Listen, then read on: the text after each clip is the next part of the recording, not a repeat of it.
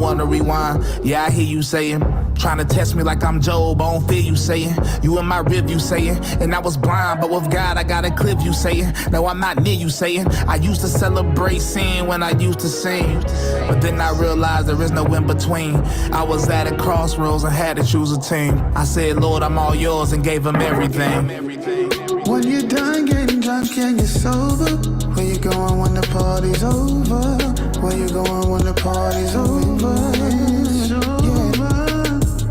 So when you're done getting high, when you're sober, when the party's over?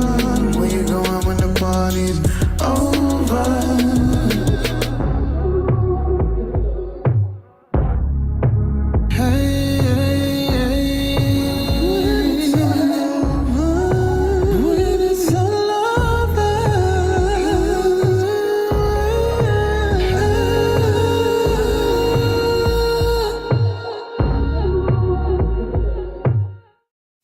You are now tuned into Somewhere in the Middle with Soonie and Mo. Hey, hey, hey, hey. Hey, hey, hey, hey. Hey, dying on the beat. Hey, I got so many ups. Everywhere I go, I got so many ups, so many ups. I know they plotting against me. I know it's hate, they wanna kill me, but please don't tempt me, cause I got so many Glocks. Hey, ain't none of them empty. Jesus said they would hate me too. That's how I know it's envy. I got so many ups. I know they plotting against me. That's my shit. I like that song. You were playing the song I like. Were you playing it? So everybody, I was everybody hearing that at the beginning? Yeah, everybody heard that. I did the timer that we normally do, where it's just the back screen. Okay, well, we got to play it again with the clip I have. We got to play it again with the clip I have. Okay. What's up, guys? Make sure you come in, hit the like button. If you're watching on Facebook, please make sure you share this. If you're watching on YouTube, hit the thumbs up. I'm banned on Instagram until this 18th of April, just in case people don't know. They took it away. Okay. So I can't go live, and I feel some type of way about it. I asked Soonie, I was like, what did you do? And she's like, nothing. I didn't do anything. And I was like, yeah, right. Who'd you have on? I didn't. She's slumming I literally again. it's because I said, I used a word that they deemed bullying. And I was like, I'm trying, you know, when you're like trying to type something and describe what you're saying, you can't do that. Yeah. Even if I'm giving an example of like, this is what I mean. That's yeah. So I really didn't do anything. I wasn't lying. Maybe if you give a disclaimer, I don't know. Maybe if you give a disclaimer. Disclaimer, I'm not saying this. This is just an analogy. If I do that. Right. That's too much. Disclaimer, all the words you hear in this podcast do not mean anything and do not express our views. Nothing. I'm just talking. Okay. Don't take my rights away. We do not condone this post. We are not associated with this with this man Marlandon. Just FYI, we don't know who he is. We don't know. We did not endorse this message. We do know. Pro-Israel over here. Okay. I'm Jewish. You can't fight me. She is Jewish, though. I am Jewish. You are wearing this Jewish. Like, girl, like proud. It is like a badge of honor for you lately. Listen, man. I see some new names in here. Meg FJB. What up, y'all? Roy Houston. Welcome. Brian, Bren Lee. Is that somebody it looks familiar. These are Facebook people. These are the OG Soonie followers in the building. What's up? Okay. Back in the Facebook days, man. I was the shit back then, and then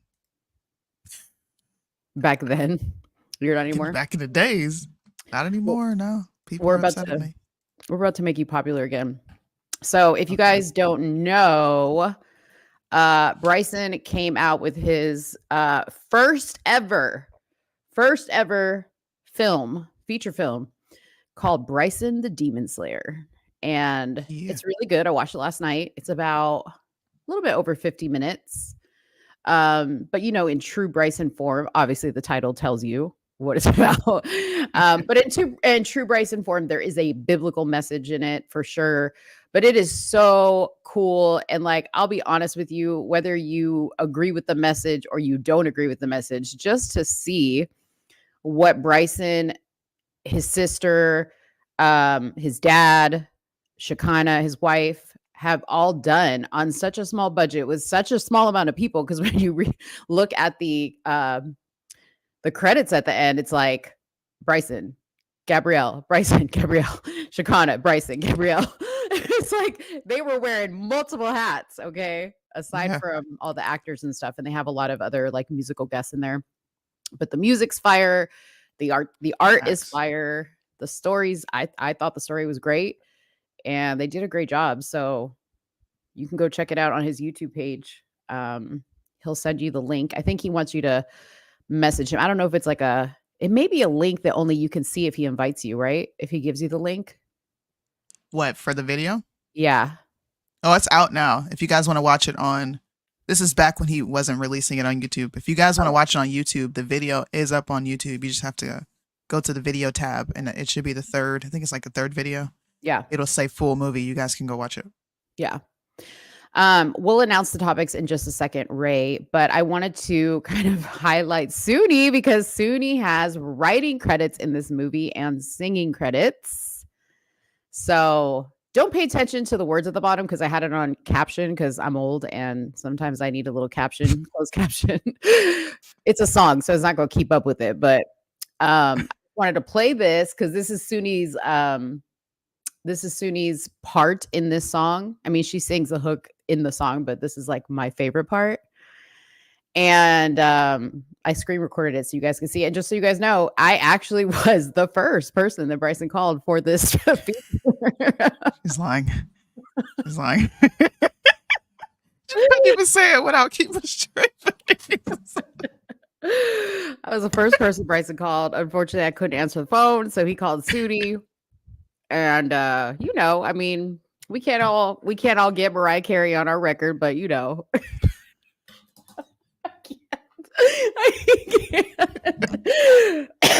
can't do it. All right. Without further delay, what's the name of this song? Party's Over. Party's Over. Okay, from Bryson the Demon Slayer. When you're done getting drunk and you're sober, where you going when the party's over?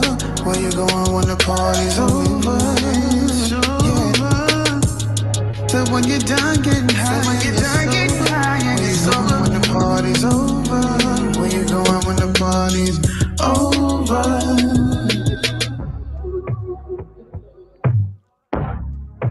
Hey, hey, hey. When it's all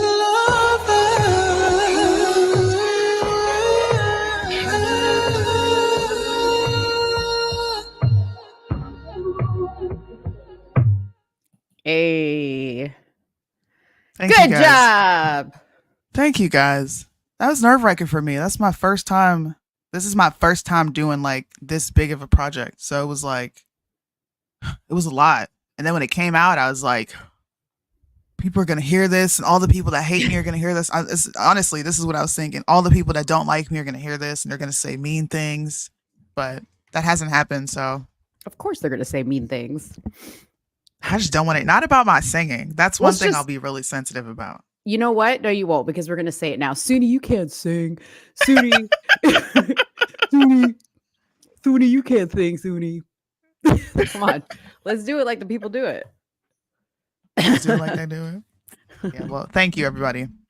Please go download and stream those songs. Bryson is definitely independent. All this stuff comes out of his pocket. And the best way to help an independent artist is to go stream their music. Go stream it on Apple. I think it's available in the Apple stores right now. If you want to go download the album, just go type in Bryson Gray, the Demon Slayer. Go download the album. Go listen to some fire tunes. Every song on that album, in my personal opinion, I didn't skip one, is some of his best work. Yeah. It's dope. And if you're from North Carolina, you're going to like this because it's got a North Carolina J. Cole vibe. Who was the in the scene like where they're in the jail and it's like a girl and a guy? Who are those two people? They're girl and a singing. guy. They're rapping with him. Is a girl and a guy. Oh, that's That's Kid not- Lee. Uh-huh. And I can't remember the other rapper's name, but those are also two other Christian rappers that are really good. Kid Lee I Dude. like her music. I got her I music was on my like- phone. Yeah, because I had never heard of them, and I was like, "Wow, that's pretty cool." I like them too. Kid Lee is a fire artist. Mm-hmm. Childlike CC is another artist out there that's putting out positive music. Mm-hmm. Bryson, Tyson James. He had a few other features that I'm not really familiar with. So go listen to the album, y'all. It's a fire album. Very, very good. Very good. All right. So tonight we got to talk about the Candace. Candace made history, y'all. I don't care what nobody say. Yeah. We're going to Candace talk made about history. Candace. We're going to talk about the Daily Wire.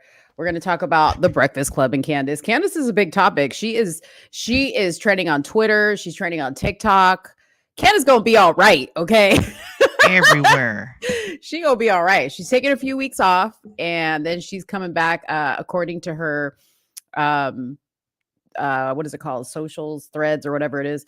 According to that, she's coming back independent, and she is making some other announcements. So I don't know what those are, but she is not going to be tied to anybody. She said, "I want to be able to say what I want to say and not have to answer to anybody." So she truly is free. She has freed herself from the plantation. It's free. What'd you say earlier? Free. You said she's no longer Controlled opposition. controlled opposition. A lot of people gave Candace, look, if you're honest, you know when your team is being hit, you're gonna come out and fire off. Yeah. You are. If Truth in the Marketplace, right, got hit today and Mo got hit today, guess what Soonie's doing? I'm coming out gunning. I don't even think that's a well-known fact. That's a well-known fact. If you guys ever came under the scrutiny and the attack of your like character being called into question, bro, I'm in there. I will get ratchet. I will go live and whatever I need to do. So that part is understood, right? Yeah. I expect more of an objective angle coming from her given that situation. But at the essence of why she did it, I think it's very much so understandable. Yeah. But now that she's removed from that, you're going to see a lot of what I've been talking about for a number of years, which is this movement imploding. Have you not noticed that some of the greatest investigative journalists are going indie, up and coming as well? Yeah. Why do you think that is? Yeah, let's stew on that while I announce the rest of the topics. And then I think we need to jump into this because I think this is what people want to hear about. But we're also going to talk about the Omnibus Bill, which was passed by the House today. You know, I think a lot of people don't take this as serious as they should. But They should. Y'all, okay, let me explain the Omnibus Bill to you really quick of what it really is. So just imagine you're a mom, okay? And you're shopping and you go to the store with a list and a budget, okay? And you're like, and you have everything in your cart that you're supposed to have. And then your 15 kids and your husband and all these other people that are staying in your house rush into the store and throw a bunch of shit in the cart. And you're like, what the hell? Yeah. I had a budget. I had a list. That's what the Omnibus Bill is. And the kids and the people rushing in are the Congress. Okay. And they are throwing everything in that damn cart they can throw in. Okay. Now, I wish we had a gift. Yes. Now, the important part of this all is everything that's in that cart, you and me are paying for. So we should be highly invested in what they put in that cart, y'all. Okay. Absolutely. And who's okaying putting it in the cart? Because I hate to break it to you, but people on the right side are co-signing on this shit. And to the point where now they want to get rid of the speaker. Okay, which that should happen before this, but whatever. Wash, rinse, recycle. I mean, cycle, not recycle. I'm sorry. Wash, rinse, repeat. Now we want to get rid of Mike Johnson, and we want to get rid of Kevin McCarthy. These topics are fun. I can't wait to hit all of them. Yeah, so we're going to talk about the Omnibus Bill. Then we're going to talk about Kate Middleton. We didn't really care about this topic but she made an announcement today about her health, so we'll talk about it a little bit. I just have a little rant to go on in regards to that. I have a clip from The View. They say that men are useless. Okay. Absolutely. So we're going to talk about ridiculous. it.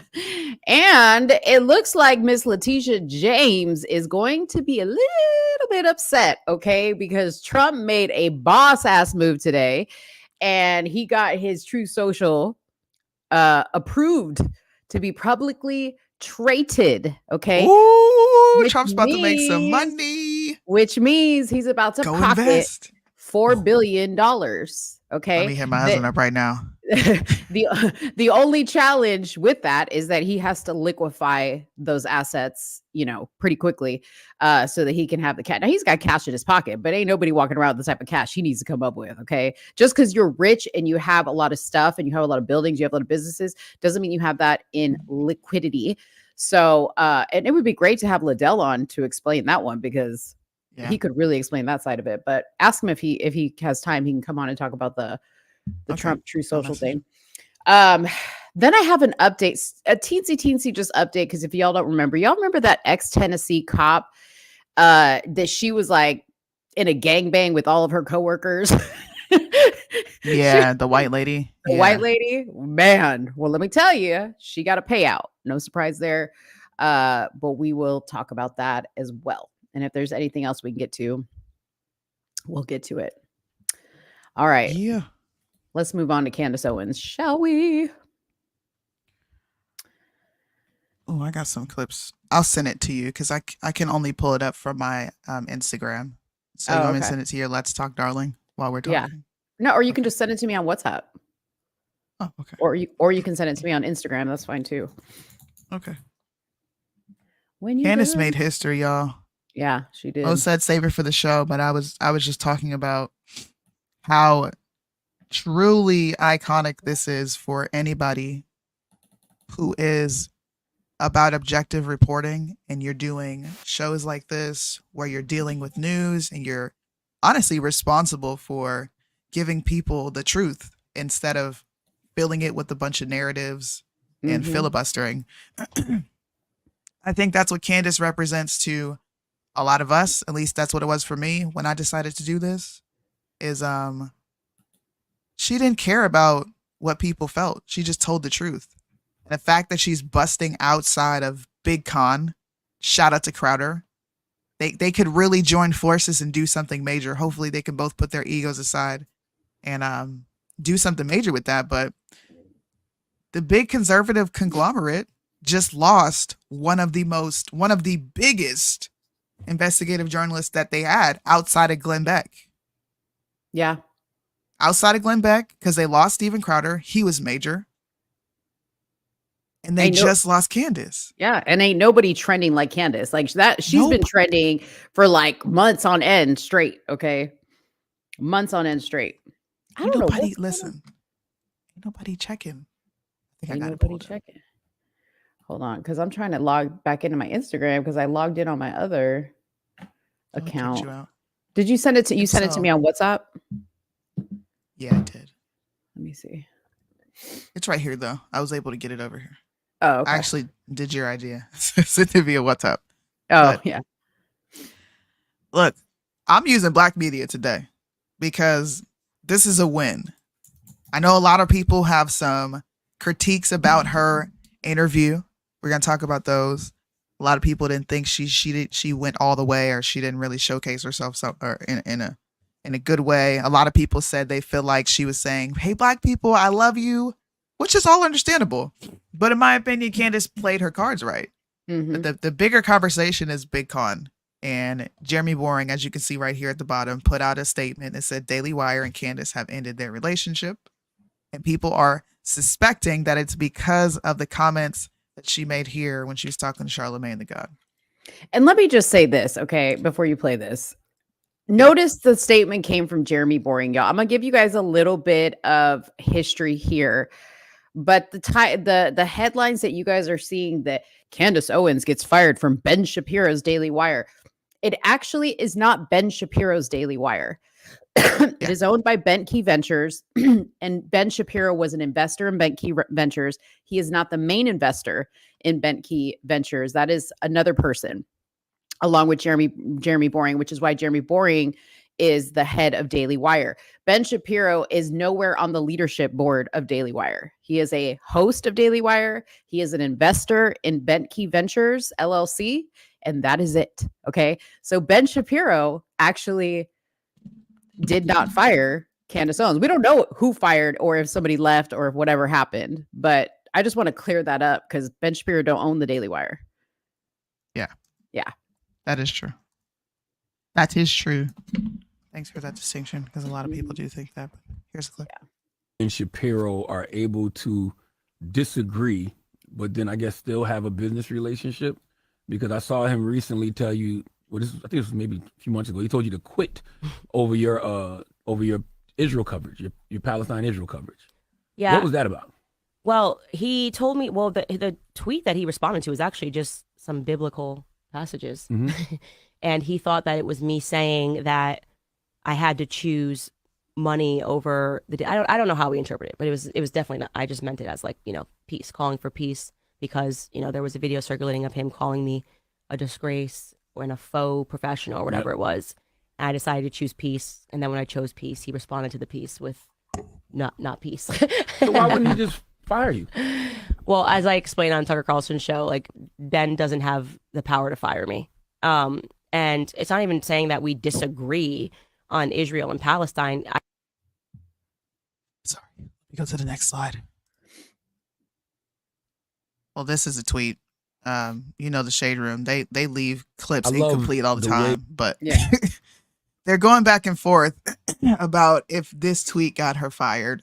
She explained that she was actually talking to Thomas Massey when he was on the internet saying crazy things, and she put, "Blessed are the peacemakers, for they shall be called the children of God. Blessed are they which are persecuted for righteousness' sake, for their kingdom of heaven." Sorry, for theirs is the kingdom of heaven. Blessed are ye when men shall revile you and persecute, and it goes on, right?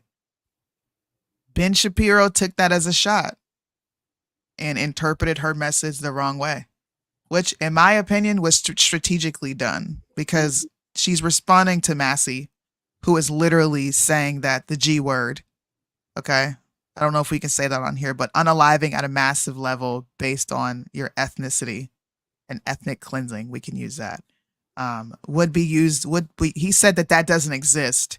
And he also said that there is no good Palestinian, which is what they do to justify what's going on over there. And Candace has been known to not support what's going on. She's been vocal about it. She's been speaking out. Mm-hmm. And I think Ben Shapiro took the attention away from that and decided to make it about money and what's becoming between her and God, instead of him hopping on with his so-called friend or work colleague to say, you know what? We should be calling for peace, because there are innocent people on both sides dying due to the actions of a few, which would be corrupt political warring factions. That's literally what's going on. Mm-hmm. And they decided to take attention off of that. Excuse me. I need a break. My throat hurts. Yeah, and this probably would have died down had Candace not made another video where she went after Rabbi Shmuley and the Jays and said, "Did y'all have something to do with Michael Jackson's death?" She really did go there. I don't think that Candace is trying to irritate, Ben and the Daily Wire. I think she's doing what she's always done, which is report on the news. And, she had been covering the Diddy stuff, and that kind of triggered her thought process on, because the Fahim, whatever his name is, Fahim Rashad, who was listed in the Diddy lawsuit, all of a sudden she starts doing her investigation. She's like, wait a minute, this dude was at the Michael Jackson death scene, what's going on here? And all she doing is connecting the dots. All she's doing is connecting the dots, and y'all, and yeah, they were probably like, listen, she's out of control. And now she's going on to the Breakfast Club. We can't control her anymore. She's out of control. That's what they thought. Yeah. I mean, to me, this is a long time coming. Yeah. It's a long time coming. It's something that I believe should have happened a long time ago. Which is why I'm going to come out and say it first. I don't believe she's controlled opposition anymore. I did. Based on the coverage, based on the topics that she was choosing to cover, based on just a lot of her opinions. Yeah. When they're always in tandem with what every conservative media source is saying, anybody kind of naturally draws that conclusion. But when she came out in this whole conflict over in Israel, I think I was very vocal about how appreciative it was to have someone like her being objective and saying, wait a minute, nope, let's just investigate this a little more before we draw a conclusion. And we see what happens to us when we talk about it. I gotta be over here pulling out my Jewish roots, okay, just to keep us from getting canceled. Anyways, that post that you had was the original. This is why Candace got fired. But then this started resurfacing today. And this was one of the last videos that Candace made, or rants. And I think that I watched the Daily Wire, or her show on YouTube. But if you don't subscribe to the Daily Wire, you don't get to see the full thing. And this may have been under the subscription, but somebody screen captured it. So I wanted to play it and see what you guys thought. Because this probably could have been the reason. To be honest with you, because everybody's noticing it. Every single political commentator in America, every single one of them knows this, that if you do not step out and say things that are radically pro-Israel, or if you are too quiet on certain narratives and they want you to be radically pro-Israel, you can lose everything. That's true. That is a fact. I'm not feeling like I need to hide from that anymore or be afraid to say it, rather, is a better way to say it, because I've endured this for years. I'm just at the end of my rope. I have given so much rope here, and I am just done with it. In a few weeks, I will be out to Israel, and I will be out to Gaza, and I will be able to report to you guys what it is that I actually see. But I also want to say this because it's so important. I am Team God. Okay? I'm Team God. I do not fear the media. I do not fear journalists. I do not fear AIPAC. I don't fear Big Pharma. What I actually fear is God. I think that one day we are all going to have to account for the things that we have done and the things that we have said. And I want to make sure that I am not a person that is parroting lies. The fear of losing your job, encouraging some people to spit out lies, I don't think that works in the end, right? I think you got to check your priorities. And so with that said, I want to thank everybody who has been on this journey with me, people that have supported me. I especially want to thank all of the Jewish people that have been in the comments saying how outraged they are. And I know that it is especially difficult for you guys right now because you are being smeared, you know? I mean, I'm not going to go away. I'm going to use my God-given voice to talk about the things that are important for me. I'm just asking to be left alone, or at least just report the truth. Ladies and gentlemen, unfortunately, that is all the time that we have for today. But don't worry, because we will see you tomorrow for a brand new episode. And then she didn't go back. Hey, man. That's pretty fire, right? It's pretty fire.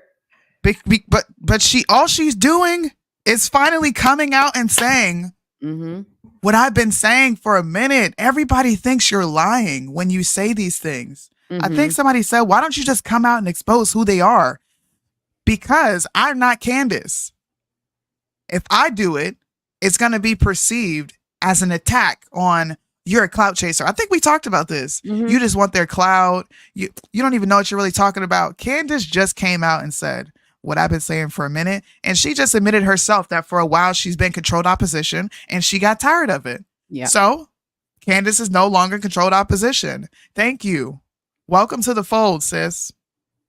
Because it's rough down here with the rest of us. And the next question will be, who's going to follow? Because we all know when Candace moves, right? Other people move, okay? Yeah. Other people, when Candace starts having an opinion about something that other people may have been quiet on, then they start talking, okay? Because she kind of lets it, okay, the door's open now, y'all can talk, okay? You know, and that's what's going to happen. So it's very interesting. It's going to be very interesting in the next few days, especially since she's going to be gone for the next couple of weeks, kind of, you know, taking a little break who's going to surface. I told Soonie earlier today, I was watching the PBD podcast, the Patrick Bet David podcast, because this morning Dave Rubin was like live the minute that this news broke, right? So I never listened to Dave Rubin's Instagram lives, like boring, like unless I want to take a nap. And I was like, I popped into it, and the title of it was like, I called this happening in regards to Candace Owens. So he makes mention that he was on the Patrick Bet David podcast, and I go over to go look for the interview.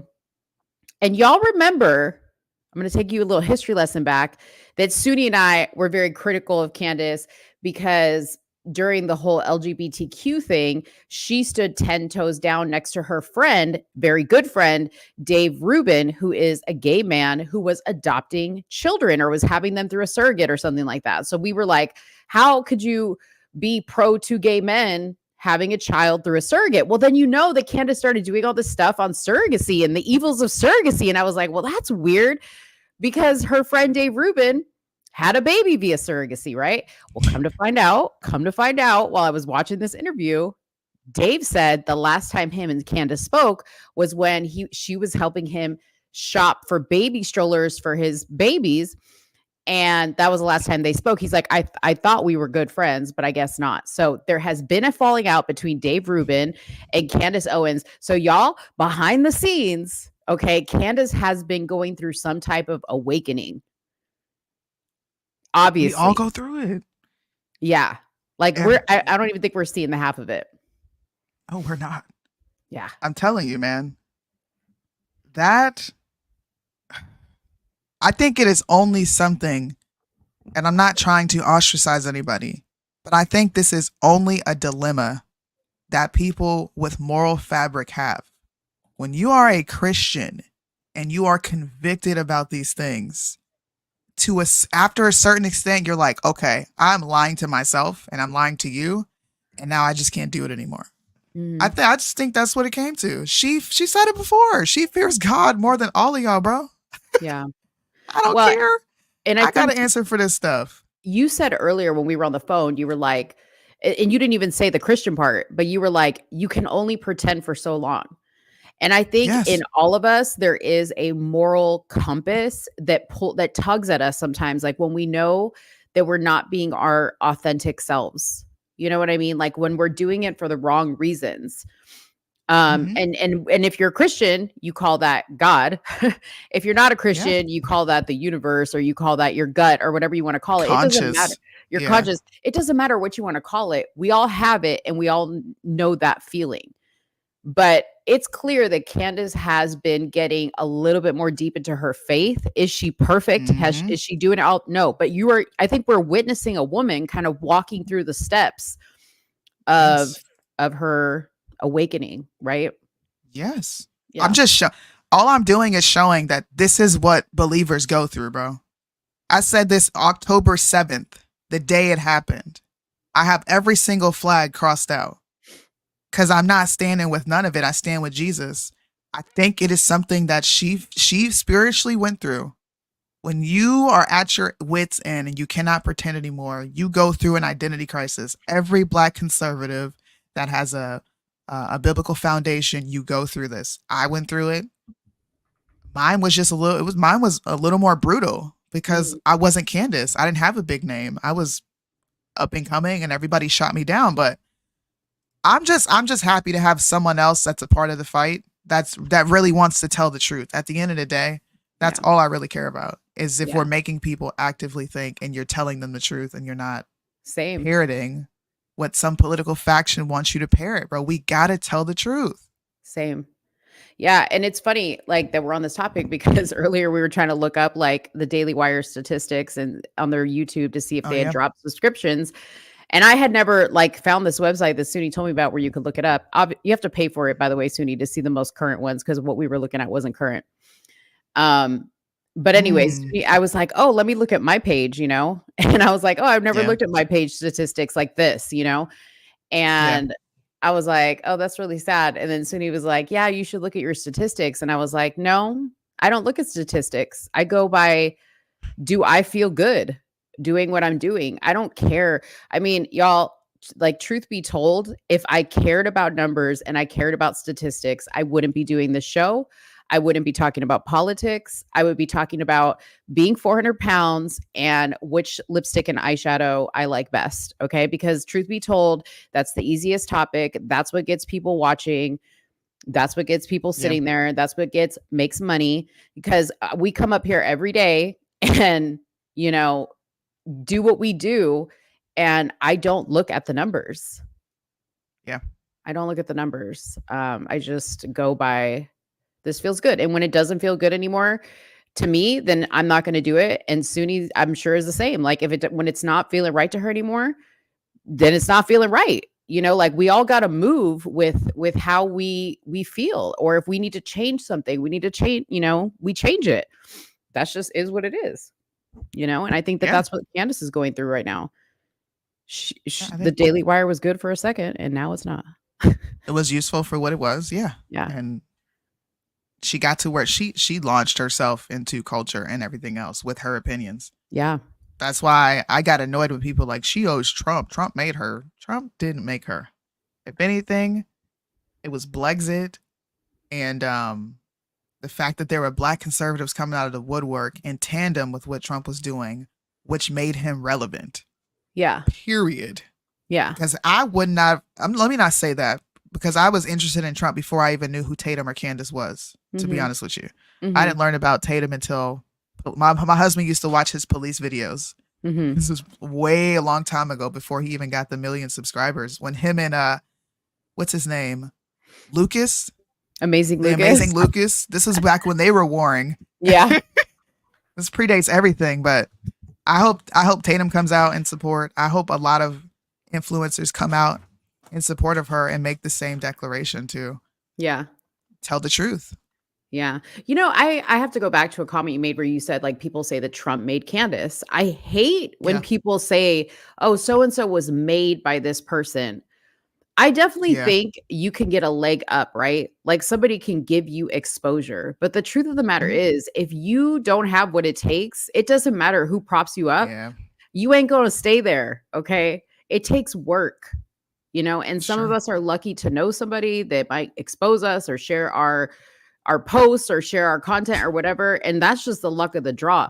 But if you don't keep it up, if you don't keep it up, it ain't going to work. So give Candace and other people a little more credit for where they've gotten in this industry, because it takes work. It takes work. And she was just smart. She's smart and she knows when to move. She knows when to leave. She was probably stacking up her coins at the Daily Wire thinking, this is not my final destination. Exactly. She played the game.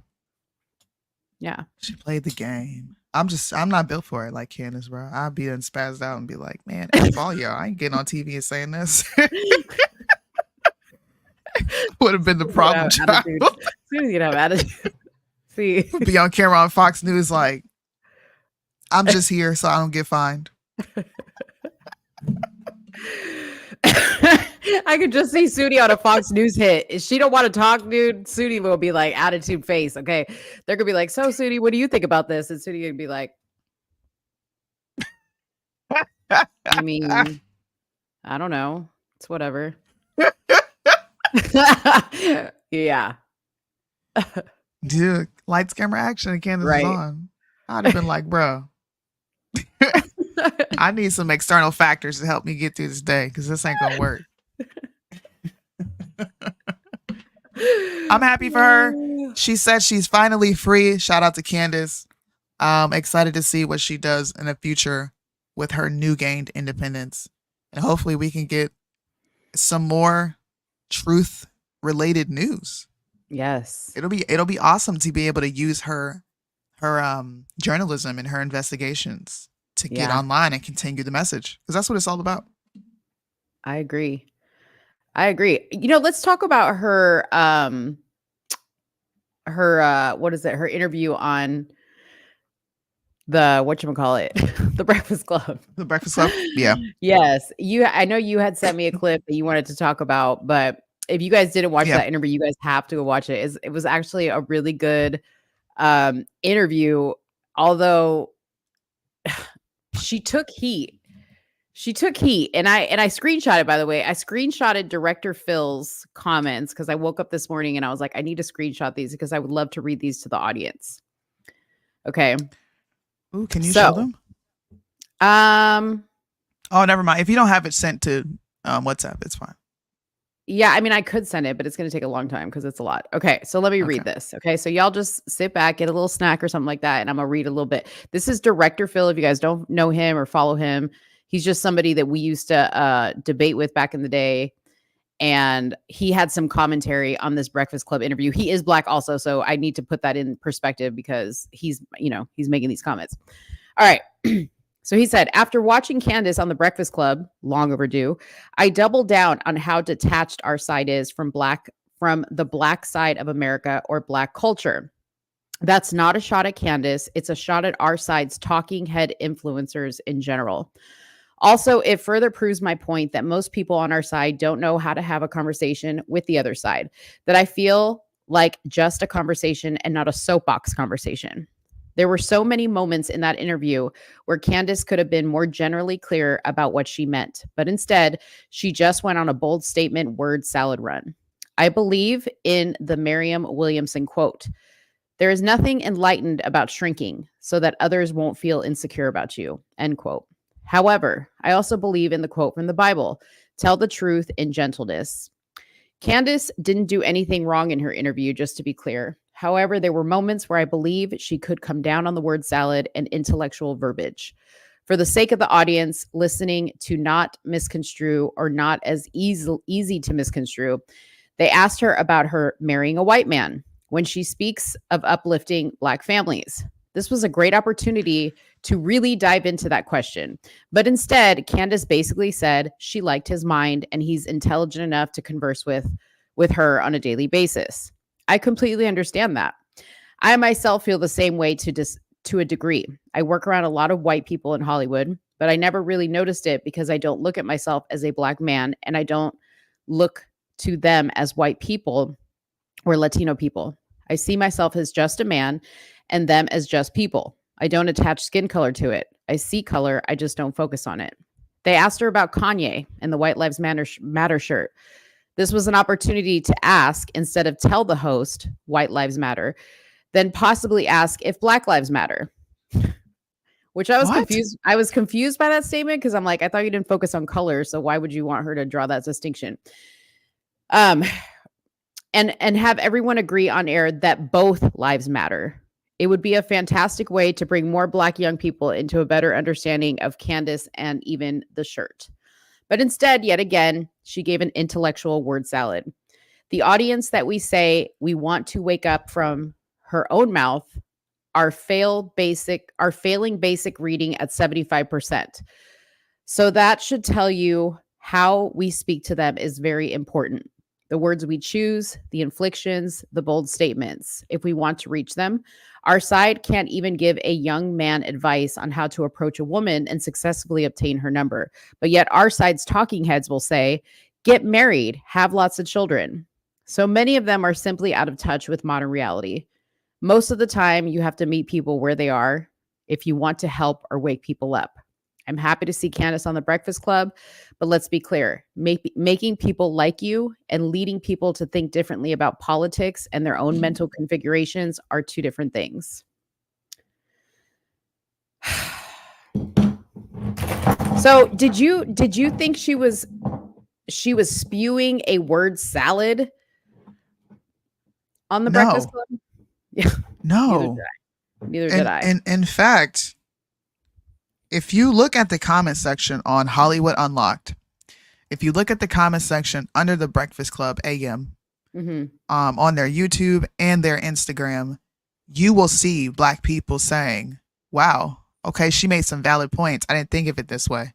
Wow. Yeah. It's nice to see her outside of the political realm. She even says that in her interview was, people just think of me as politics. I'm much more than that.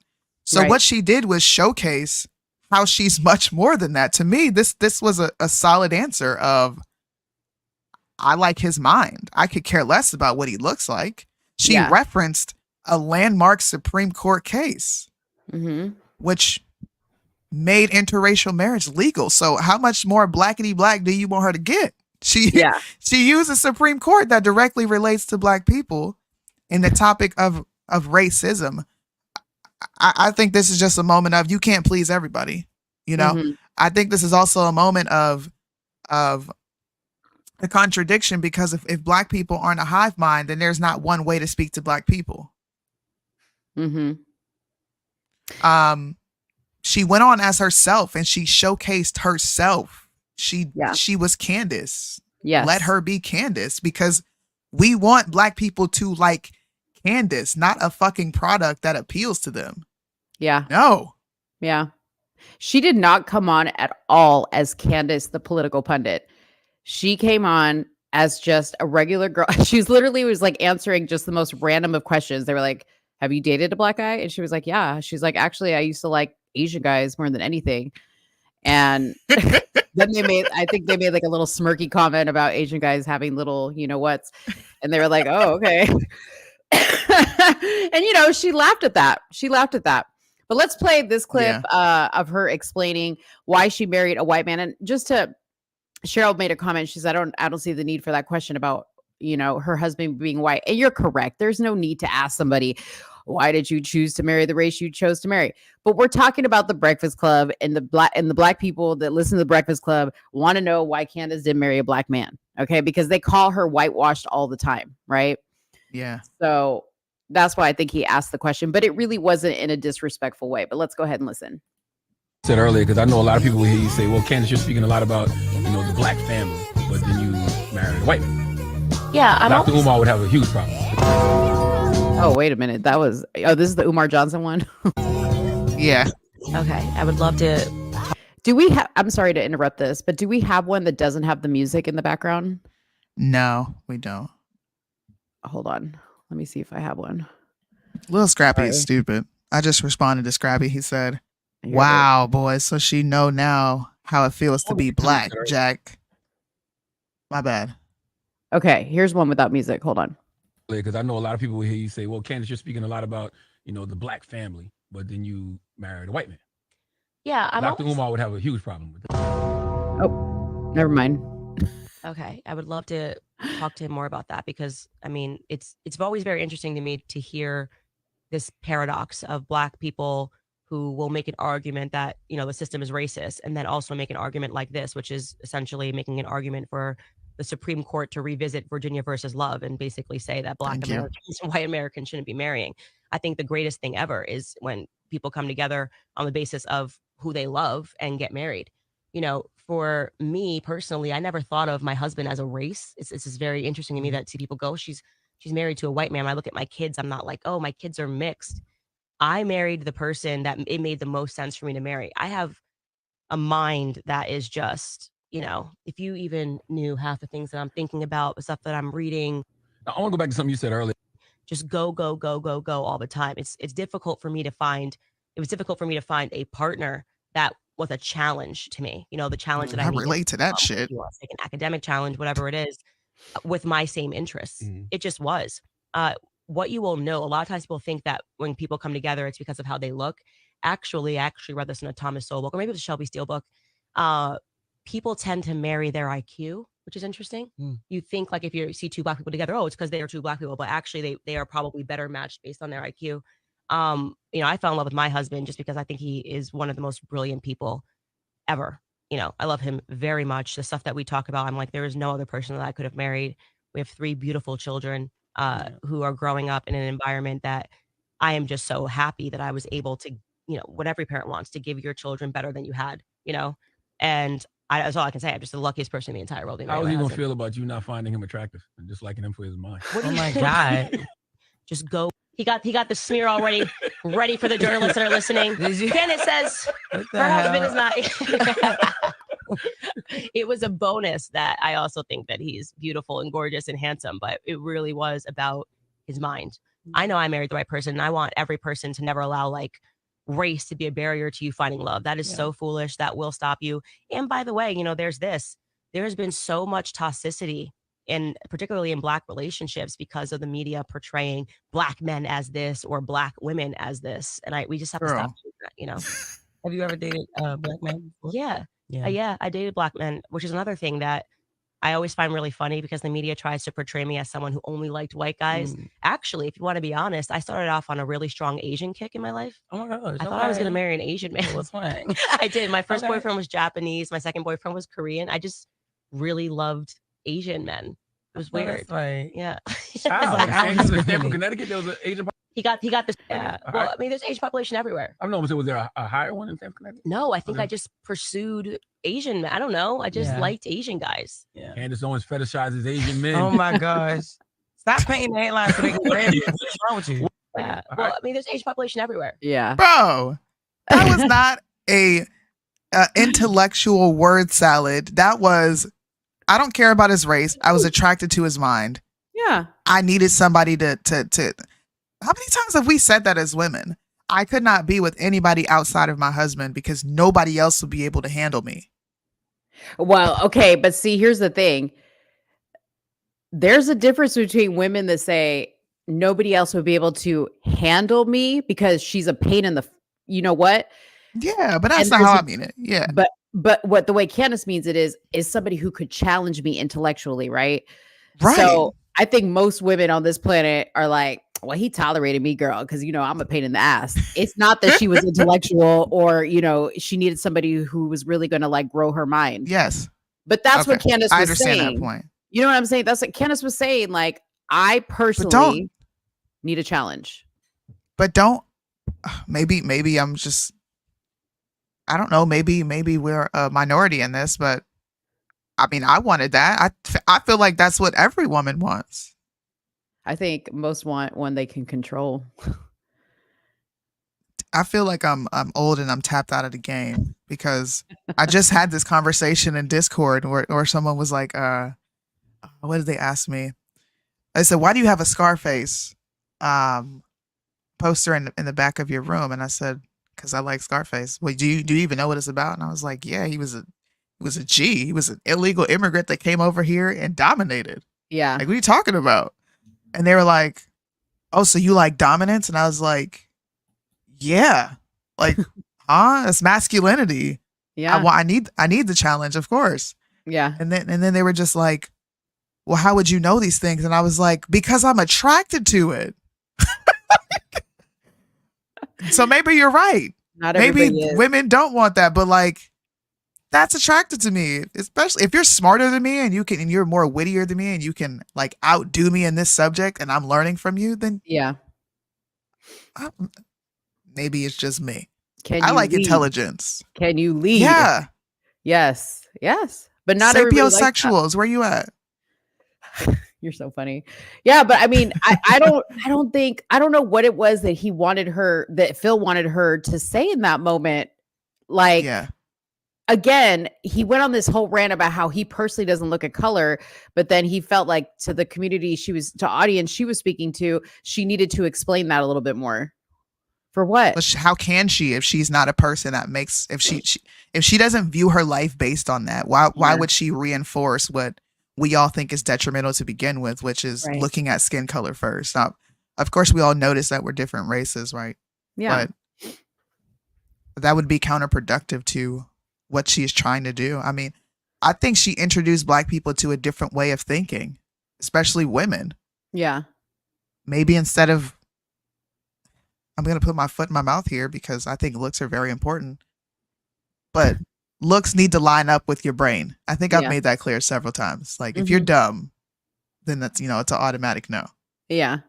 Yeah. And also, just to put in context that wasn't shown in this clip that I showed, they were talking about Dr. Umar Johnson, which is why it like quickly went to his face, because Dr. Umar Johnson believes in not race mixing. He believes Black men and women should be with other Black men and women. They should not mix with the white race or the Latino race or any other race besides Black.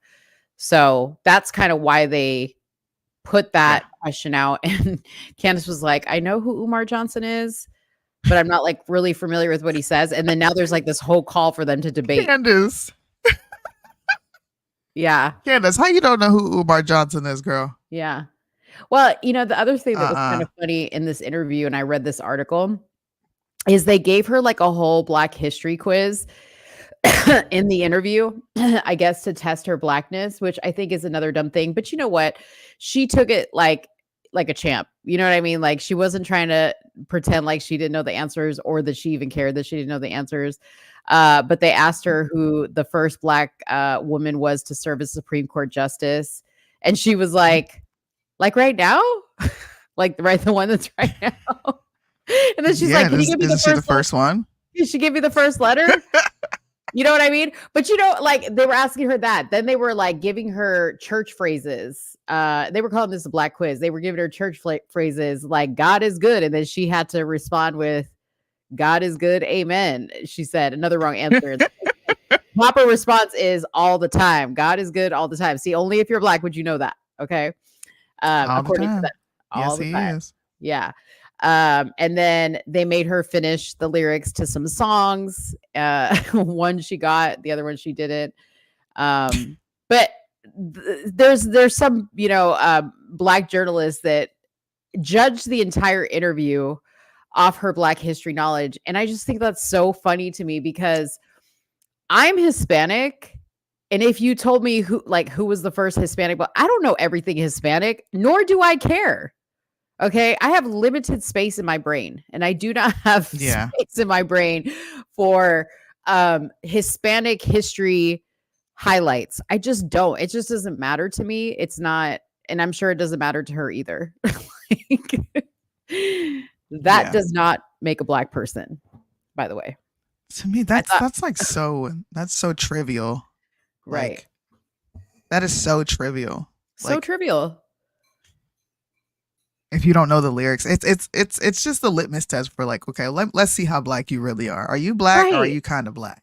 But here's my thing: is these are the same people that say it doesn't matter because when the police pull me over, all they see is a Black man, a Black woman. Okay, the police ain't pulling you over, going, "Who was the first Supreme Court judge? Let me see how Black you really are."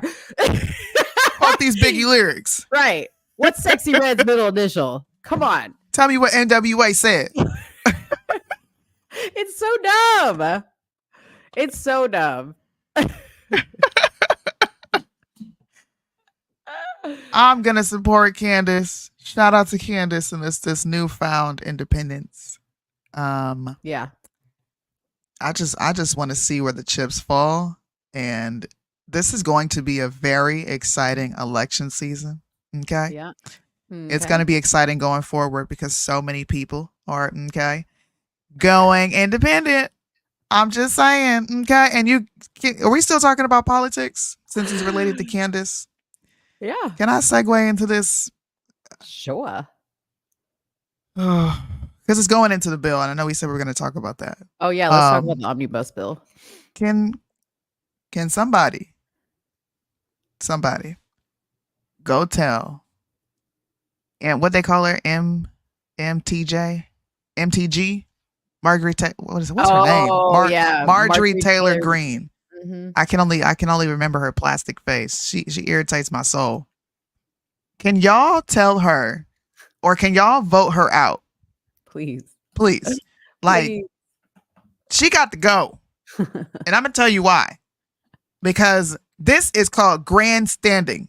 I used to use that word a lot back in the day. You want to remove Speaker Mike Johnson after you already removed Speaker Kevin McCarthy and replace him with who? Right? We ain't trusting you no more.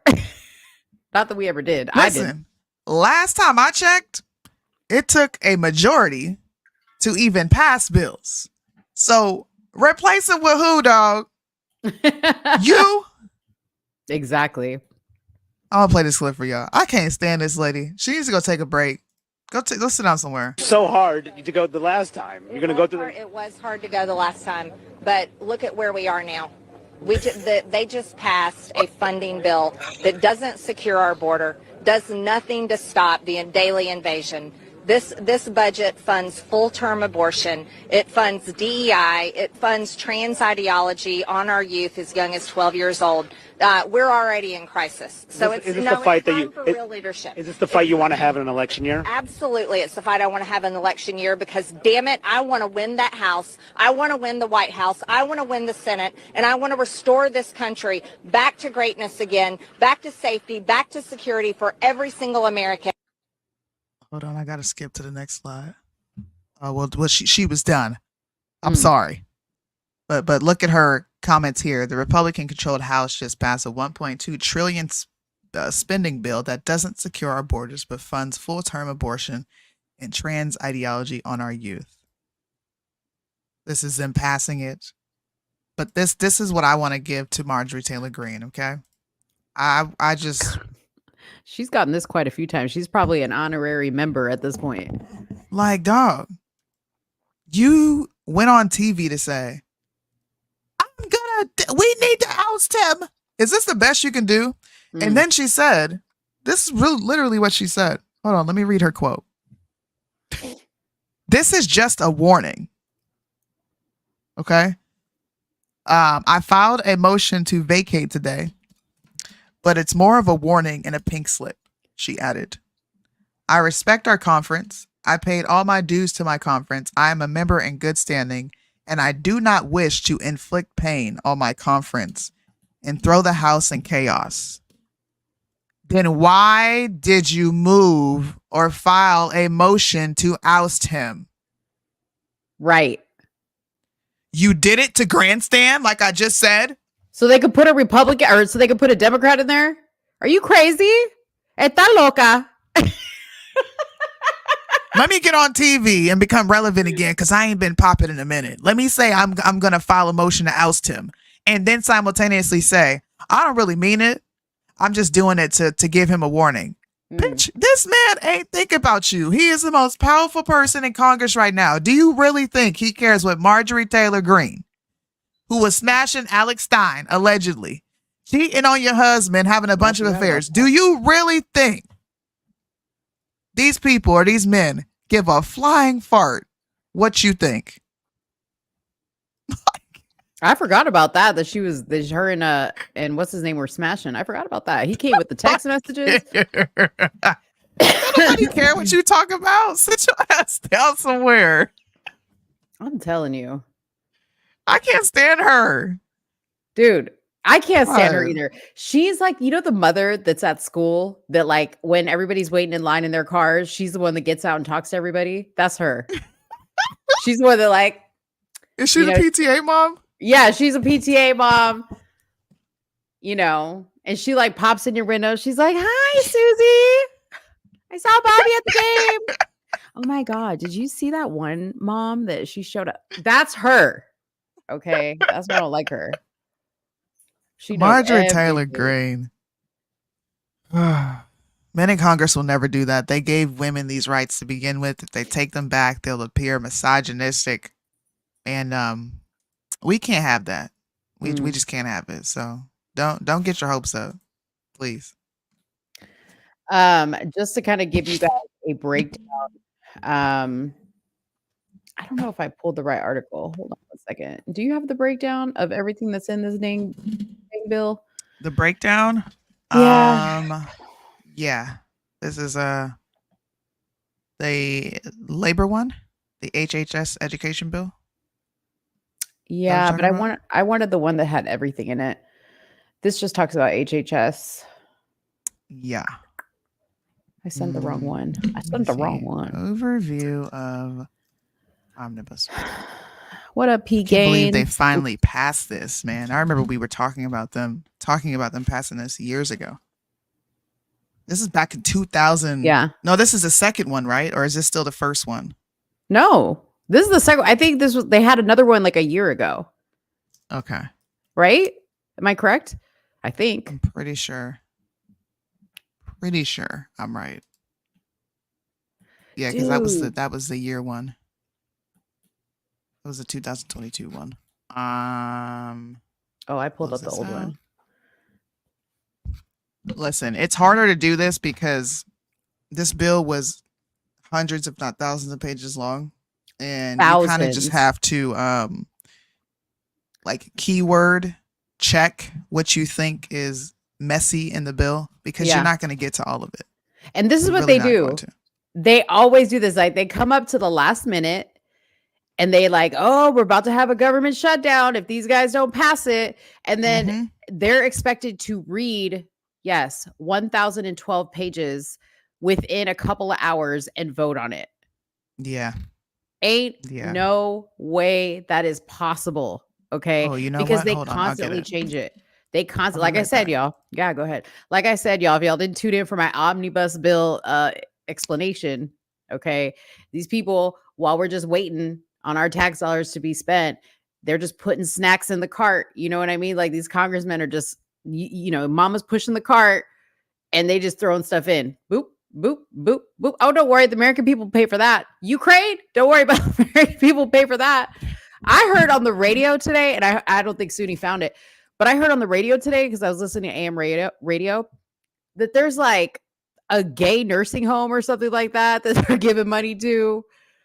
Oh Lord, all this LGBTQ stuff. Somebody's going to send it to me. So Okay. while they're sending it to me, the most sinister one, look, a gay nursing home is like, ha ha, really?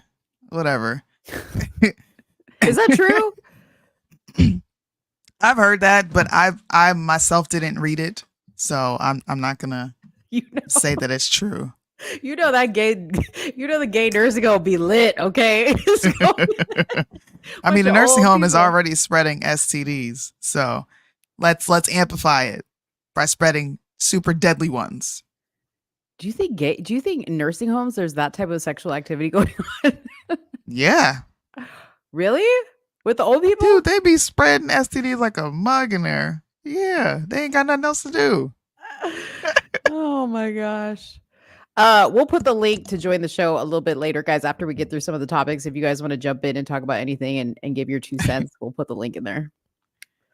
Yeah, so here is some of the breakdown as far as the agencies that were given money.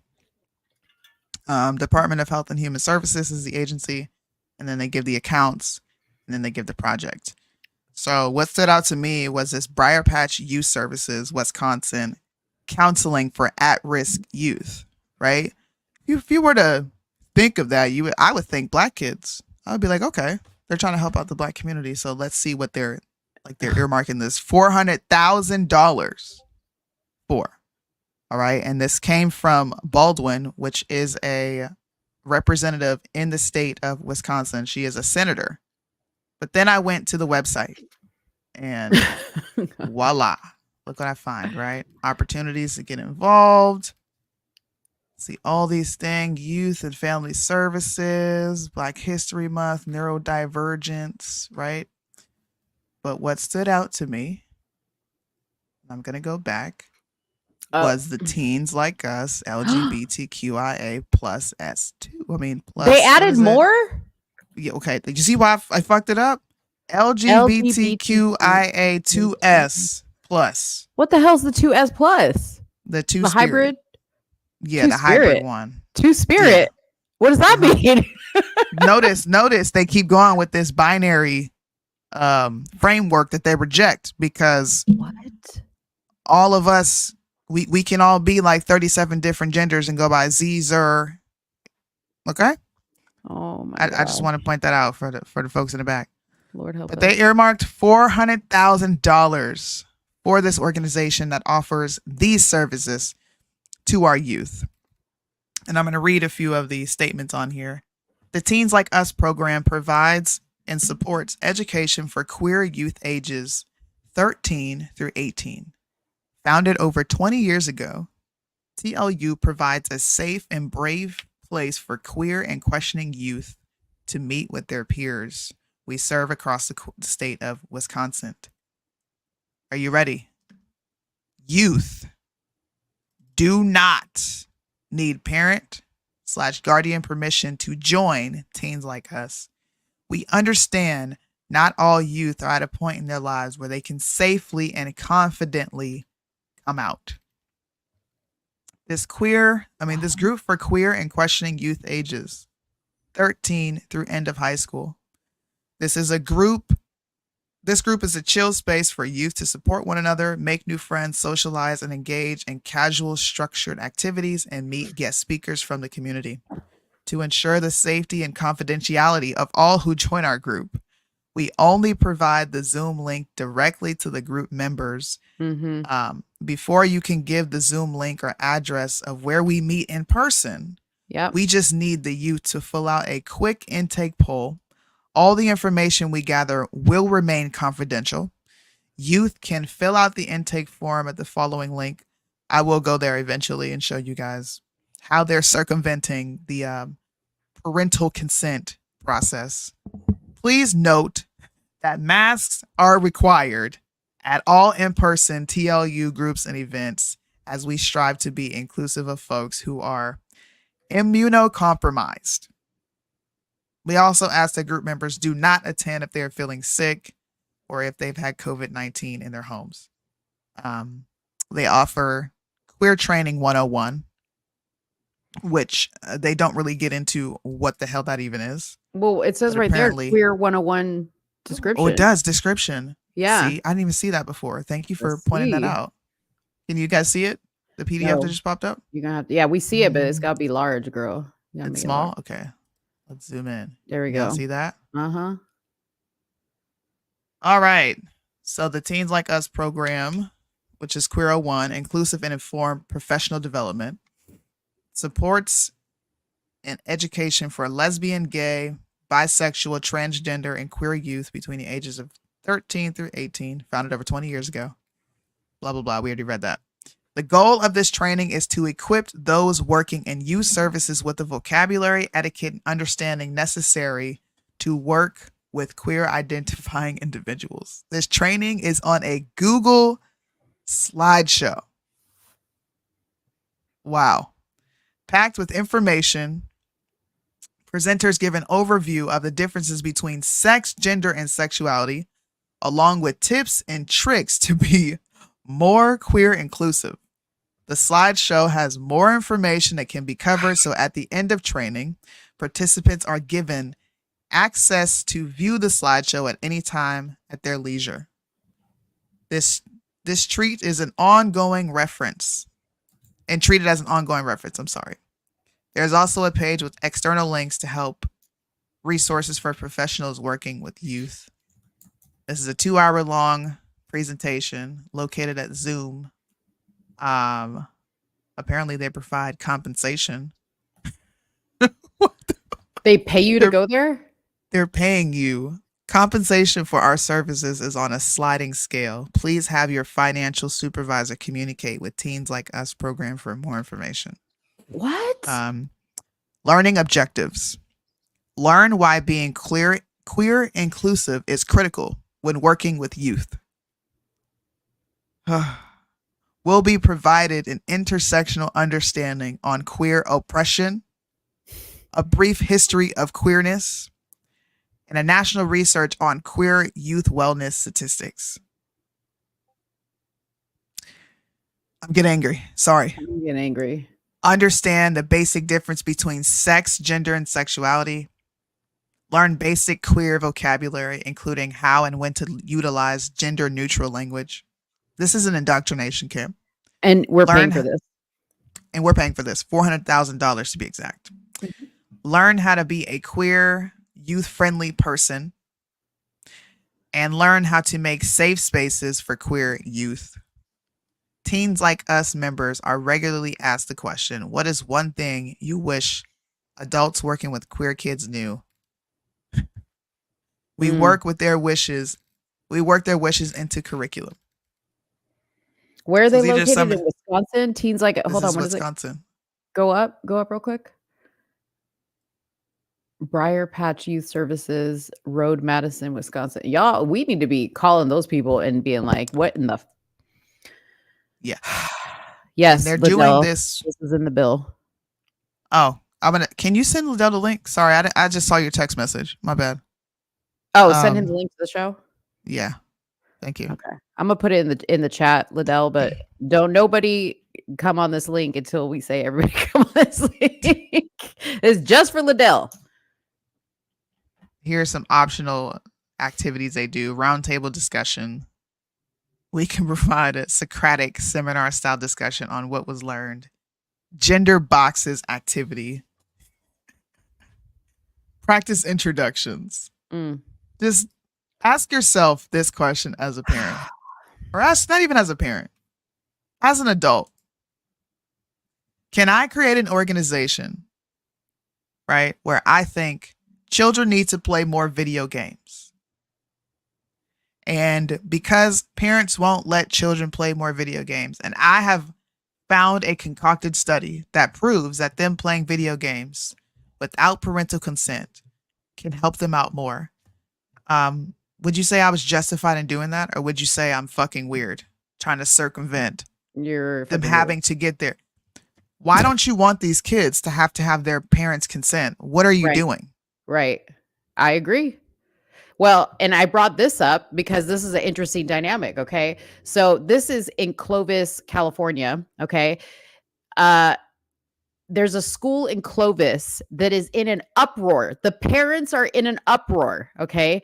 Over the fact that a Christian group, I think it's called Fresno Christian Athletes, they are holding a meeting or a club interest meeting for kids who want to attend. And they're saying, hey, we have pizza here if you guys want to come learn about the club, blah, blah, blah. Okay. There are parents going, how dare you not get our consent to teach our children about Christianity? Where we can fund. But we can fund. Like, what? How is this even a comparison? This is crazy. The world is upside down. Organizations that are trying to like sneak under your nose and do disgusting things with your children in mind.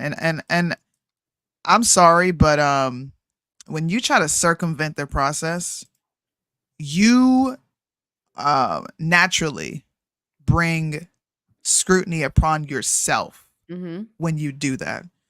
Because the first thing I'm going to want to know is, what are you hiding? Right. And why are you hiding this from me? What are you doing? If your intentions are pure, then what are you doing? And I actually had a conversation about this with people who supported this, Mo. You did? Let me guess. Supported this. Yeah. That's where you go. When you need to have these conversations, you go to Discord. Dude. Hey, Liddell. What's up, Liddell? And they kept giving me the sob story of, well, some of these children are at risk from abuse, suicidal ideations. Yeah. And one thing they kept saying is parents need to accept their children like this. Because if you don't, then they need to have safe spaces where they feel accepted. No. Trash. Garbage. I'm creating a fake program that's letting these kids come play at my house on video games for however long they want. Right. And you don't know because they ain't got to ask you permission. And I could be doing whatever the fuck I want to do to them along with all my staff. Yeah. Garbage. But we can't teach them about Jesus because that's just too dangerous. Okay. Trash. Okay. Trash. Was there any more that you wanted to go over what was on the spending, or is that? There was more LGBTQ earmarkings. Here is what you were talking about. It is true. $850,000. Warren absolutely requested this money. Pocahontas. It is an LGBTQ senior housing incorporation services for adults, older adults. And if you want to look this up, all you have to do is copy and paste, put it in the search bar, and it will pull up right here. LGBTQseniorhousing.org. This is for old people. This was a task force created in 2015. It is absolutely real. It's not fake. Can you guys hear me well? No. Yes, we can. We can hear you. Yeah. You got some commentary on this? Our resident economic expert? Well, of course, it's trash, evil, horseman. But again, guys, man, they have successfully used Black people's civil rights movement as a Trojan horse to push their pride agenda. Mm-hmm. They've done it.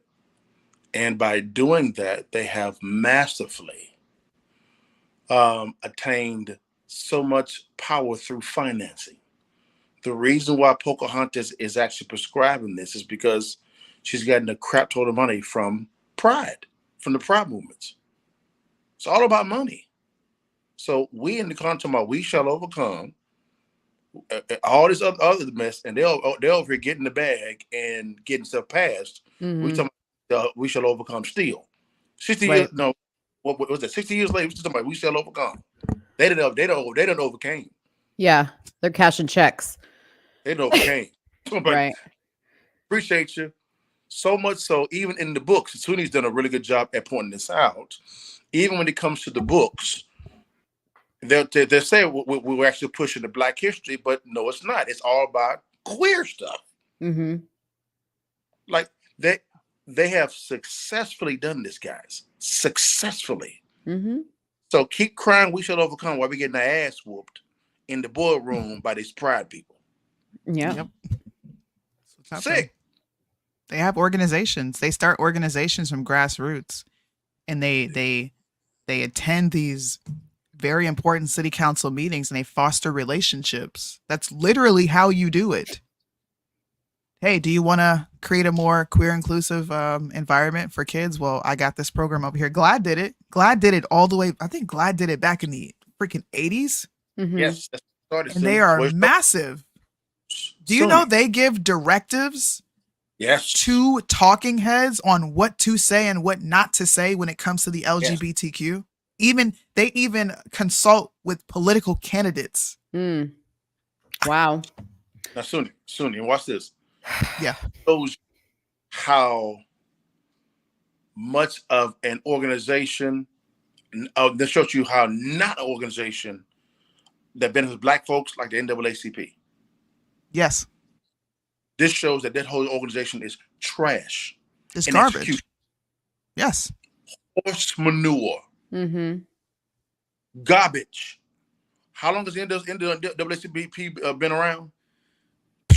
Forever. Before I was a thought. and again, and GLAAD has been around since what, the 80s? Who's been more successful? GLAAD or the NAACP? For sure, GLAAD. Again, y'all. 1985. Okay. That's when they started. 1985. NAACP or GLAAD? GLAAD. Okay, when did the NAACP get founded? 1909. You've got to be kidding me. Wow. I'm not playing. Wow. You have got to be. Oh, sucky ducky. Now, let me ask a dumb question for the people in the back row, in the chat, and my two sisters on the screen. She looked 1985 GLAAD, 1909 NAACP, right? Who has accomplished more in both those tenures? GLAAD. Obviously. If you are giving money to the NAACP, stop it. I mean, GLAAD is cashing, like I said, they're cashing checks. NAACP is showing up to funerals. Okay. That's the only appearance they're making. But what I'm saying is there's been no policies actually passed. Zilch. Nada. Well, they'll attribute the Civil Rights Act. This is what they're going to do. They'll attribute the Civil Rights Act. That's both. Trash. It is trash. Nope. I agree with you. They're going to, I think they would even take some responsibility for the 94 crime bill because crime was out of control. And the Black Caucus actually supported that unanimously. Just for people who didn't know that, is a history lesson. Horrible bill. Garbage bill. So it seems like all the bills that are supposed to have good intentions but actually fail have black folks attached to it. Come on. And we are not trying to go bad on black folks. No. I'm looking at excellence in execution. 1909 NAACP. 1985 GLAD. They actually have pork in this bill. Mm-hmm. Going to their organization. Tons of it. I have never seen any pork going to any black communities. Have you? Well, but they've got them disguised under the LGBTQs. You see, that's what they're doing. They're saying that's all in one. Like you said, they hijacked it. They're basically, yeah. Man, they playing like some punks, man. We can play like some hoes. Mm-hmm. Malcolm X said it. The ballot or the bullet. He said it. I wanted to really strengthen what you were saying, which is we don't got no pork in the bill because we don't. Not anything that's actually bringing any change or acceptance like they are. They literally have been successful at forcing inclusion. All right. African American History and Culture Act. We got $6 million for that. Museum for grants for African American history and culture. Let's keep going. Let me go back up. Soonie, which is why all they asked Candace about was Black history, because that's all they care about. I'm telling you. See? The African Alliance of Rhode Island got $200,000. The African American Museum of Bucks County, PA. All of it went to museums, y'all. $260,000. Grand Rapids African American Health Institute for education and training pathways, $800,000. We can look into all these organizations and see what they're doing, how their education is. Once again, the African Alliance in Rhode Island for agriculture education. That's it. You type in African American and we got 6. What'd you say? Stop right there. So how much money went to these so-called black institutions? $6 million. 6 million. 6 million. Okay. 6 million. Okay. How much went to the Pride people? Oh, billions. Billions? Okay. We would have to add that up. Don't worry about it. She said we need a calculator. Now, she said we need. Are these going to museum on the Pride side? Museums? No. No. Where are they going to? Actual organizations that have access to the youth. Yeah. Hey, like some hoes, man. Access to the youth. Yes. Black Caucus, where you at? Where you at, Black Caucus? Byron exactly. Byron? Come on, player. Where you at? Come on, Representative Owens out of Utah. My man's in them. Are you cool with y'all at? Where y'all at? Come on, man. Man, the Black Caucus trash. Garbage. This is what we get. So we have actual money going to actual Pride organizations, going directly in their pockets, and we got stuff going to some damn museums. The hell out of here with that garbage. Hey, man. Come on, man. That's why Marjorie Taylor said she's moving to oust him. You know what? Dang, I'm not gonna eat my words. I'm gonna be objective, right? Yes. I believe that the majority of the Platinum Plan was virtue signaling. I think it was pandering.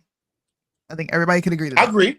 But I agree. The fact that there was trillions, if not billions of dollars earmarked for opportunities, because that's all that bill was for the black community. I'm okay with that. I would rather have that than what we're seeing go out of our pockets now. I think multiple people can get behind that. If you actually believe that black people have started behind and they need an opportunity or equity, all right, equity is their best bet, then you would support something like this if we're being consistent. So Soonie, let me ask you this question. I agree with you. The Platinum Plan was pandering. Rock with you. Hey, pander on to me, player. No problem. Now watch this. Now watch this. Now, Soonie, in the platinum, what was the realistic outcome of that money flowing to actual Black people? Oh, I would say 90% of that money was going to actual programs that would help Black people. Pander on, baby. Bring, give me my stimmy. Give me my stimmy. Bring my money. Pander on, baby. Money coming to the folks, to the people. Yeah. Damn these museums. Damn these health organizations. I don't give a damn about none of them. None of them. Where's the money? No. $6 million is all we got. $6 million. $6 million. And the rest of it got billions. Trash. This lets me know money is. I mean, man, I hate to say it, but their strategy is brilliant. It's brilliant. They get names into pushed through while hijacking ours. Man, come on, bro. We gotta stop fighting as Democrats and Republicans when they come to Black folks. Man, come together like, Nick, where is our money? Where is it? We can get behind that. Where is at? I give you an example. AKA Smiles. She is a liberal. Cool in the fan on Instagram. Love her to death. She's got so much money through the Opportunity Zone stuff.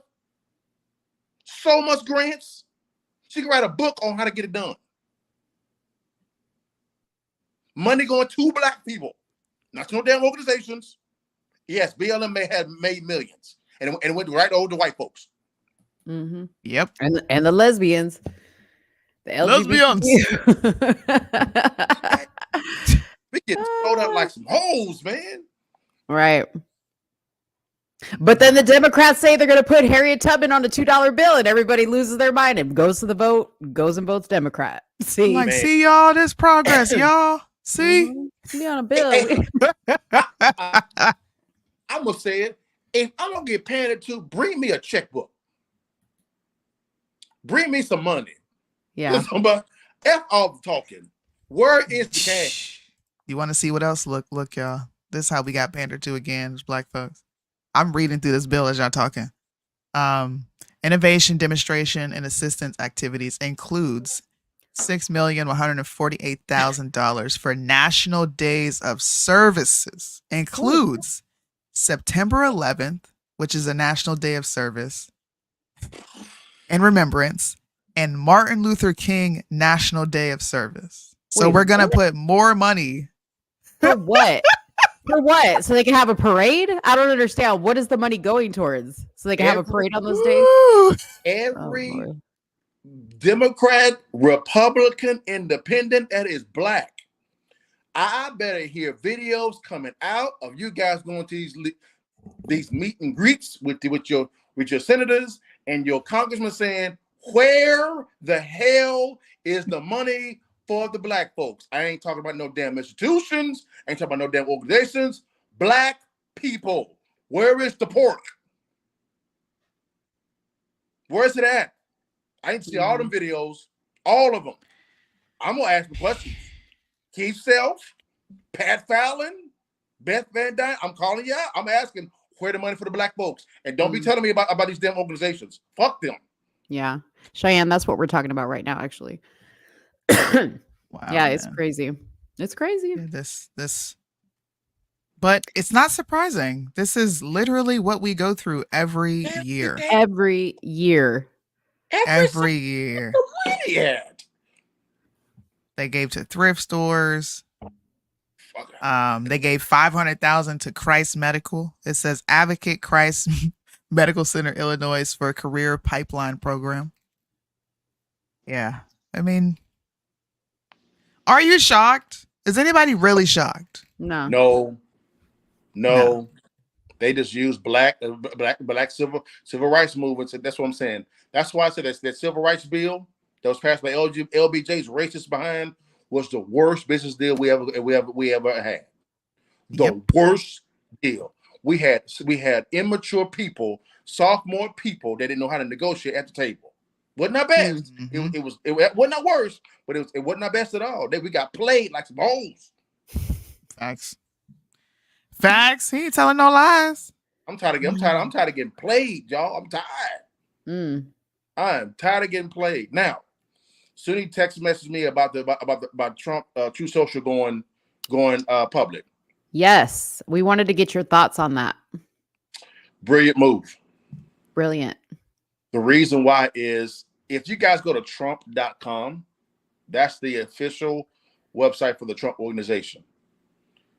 People don't understand how much real estate this guy actually owns. He owns real estate in internationally. We're talking about residential, commercial, golf courses, realty, you name it. He owns a lot of it. The guy he's worth more than 2.5 billion. He's in the 10 billions easy. Right. Golf courses that he owns, guys, he owns them free and clear.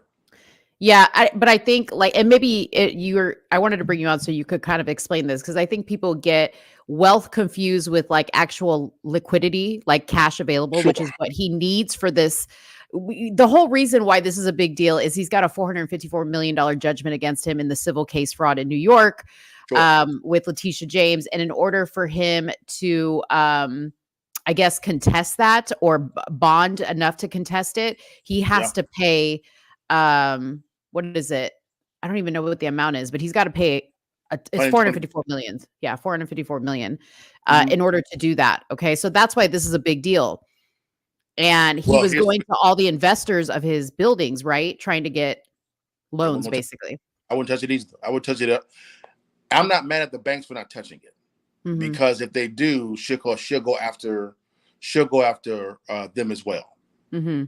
So I'm not. I don't blame them at all. Charles Schwab stepped in for the E. Jean Carroll thing because it made sense. That's nothing for them. So let me kind of walk you through the reason why when someone says, for instance, I'm gonna say Warren Buffett. Warren Buffett, I think, is worth about like $120 billion. Newsflash, that's not. He doesn't have that $120 billion in cash, guys. Right. It's not with cash. It's in assets. It's in assets. Stocks, bonds, real estate, hard assets. So Trump is worth. He has $500 million, I think. He has. I think he has $500 million in cash, which is about right. And he's worth about a little bit over $5, $6, $7, $8, $9, $10 billion. That $10 billion is not in literal cash; it's in assets. Assets. So what New York is trying to do, and then I get to the True Social itself, is she made up a whole crime. This is the play, guys. When you're dealing with people at the top, tyrants like this, how they operate is there cannot be an objective truth. They cannot. They have to make it up. So what she's doing is she's making up crimes. She doesn't care if you're calling her a tyrant. She welcomes that. She wants you to shut up, fall in line, and do what they tell you to do. They know better than you do. That's how they think. So she made up a crime, and she's trying now to seize a couple of his buildings. And she may do that. The problem with that is this here is he can file for appeal, which he'll easily appeal up to the Supreme Court. Because the goal was to get him to fork over the cash so that he could not campaign. Because Biden is out raising a ton of money right now. Right. A ton of money. So they can cash strap Trump. Biden can kill him when it comes to running ads. I ain't gonna lie to you, it's a brilliant plan. But so he's playing chess, not checkers. So she may try to seize a couple of buildings. That's fine. But the problem with that is it's gonna be tough for her to sell because there's mortgages on those buildings. Mortgages there. Those mortgages have to be made whole. So she's talking about, well, I'm gonna take him over and then I'm going to sell him to who? And also, why would someone come in and buy this building and to deal with you? Right. You the point. If a mortgage bank, if the banks in New York won't touch Trump, they won't touch anything at all, even when it comes to you, because of how you're acting. By her doing this, she's going to drive so much business, so much capital out of New York. She's going to probably bankrupt New York City. Easy. Now, going over to True Social, and what Trump would do as well. Also, let's just game this out. He appeals to the Supreme Court. he has a solid case when it comes to the Eighth Amendment. Easy case. What happened is he'll win that case, and then after that, those bills back to him, and then make him whole. Mm-hmm. So he can come out having the state pay him money at the end of this thing. Watch. All through the appeal process. So he's not worried at all. Now, he doesn't like it, but he's not worried at all. But now, how is this True Social thing different? Well, what's going on is this here, guys, is he began playing the information game, right? So True Social is, I think, is worth about $6, $7, $8 billion, right? Mm-hmm. As far as the valuation. So when he went public, they greenlighted it. He's netting $4 billion. So the teacher is saying, "See, I got him $500 million." No, you actually may have gotten 2 buildings temporarily, but he just came into $4 billion. Mm-hmm. Now I'm sorry. Now he has to submit some type of a waiver to be able to liquidate that stock rather quickly. Is that going to be a problem for him? Like, no, not at Okay. all. Not at all, period. Because banks, he can go to a bank in Florida, a bank in Texas. They'll do it all day long because you have friendlier attorneys there. Gotcha. Ken Paxton welcomed it. I know 2 or 3 chairman CEOs of banks that they're giving money all day long. All day long. Easy work. Easy work. He's successfully now. He's raised $4 billion. Guys, he'll probably take $500 million or $1 billion of that, put it into an environment to where he can borrow against that, and now he's outraised Biden. Yeah. And he even said that on his Truth Social. I think he said that he was like, I'm going to put it right back into my campaign. And I mean, he's already got plans for it. So the man is a genius. Brilliant. Genius. Brilliant. He's one of the most wisest business guys that I've ever came in contact with as far as on TV. He's the wisest guy that I've seen, strategy wise. Yeah. Notice he's never been frazzled with this whole thing. He's been like, okay, cool. Yep.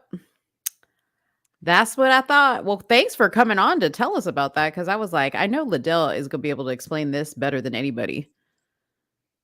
He'll probably, and his stock and True Social will probably go up even higher after it.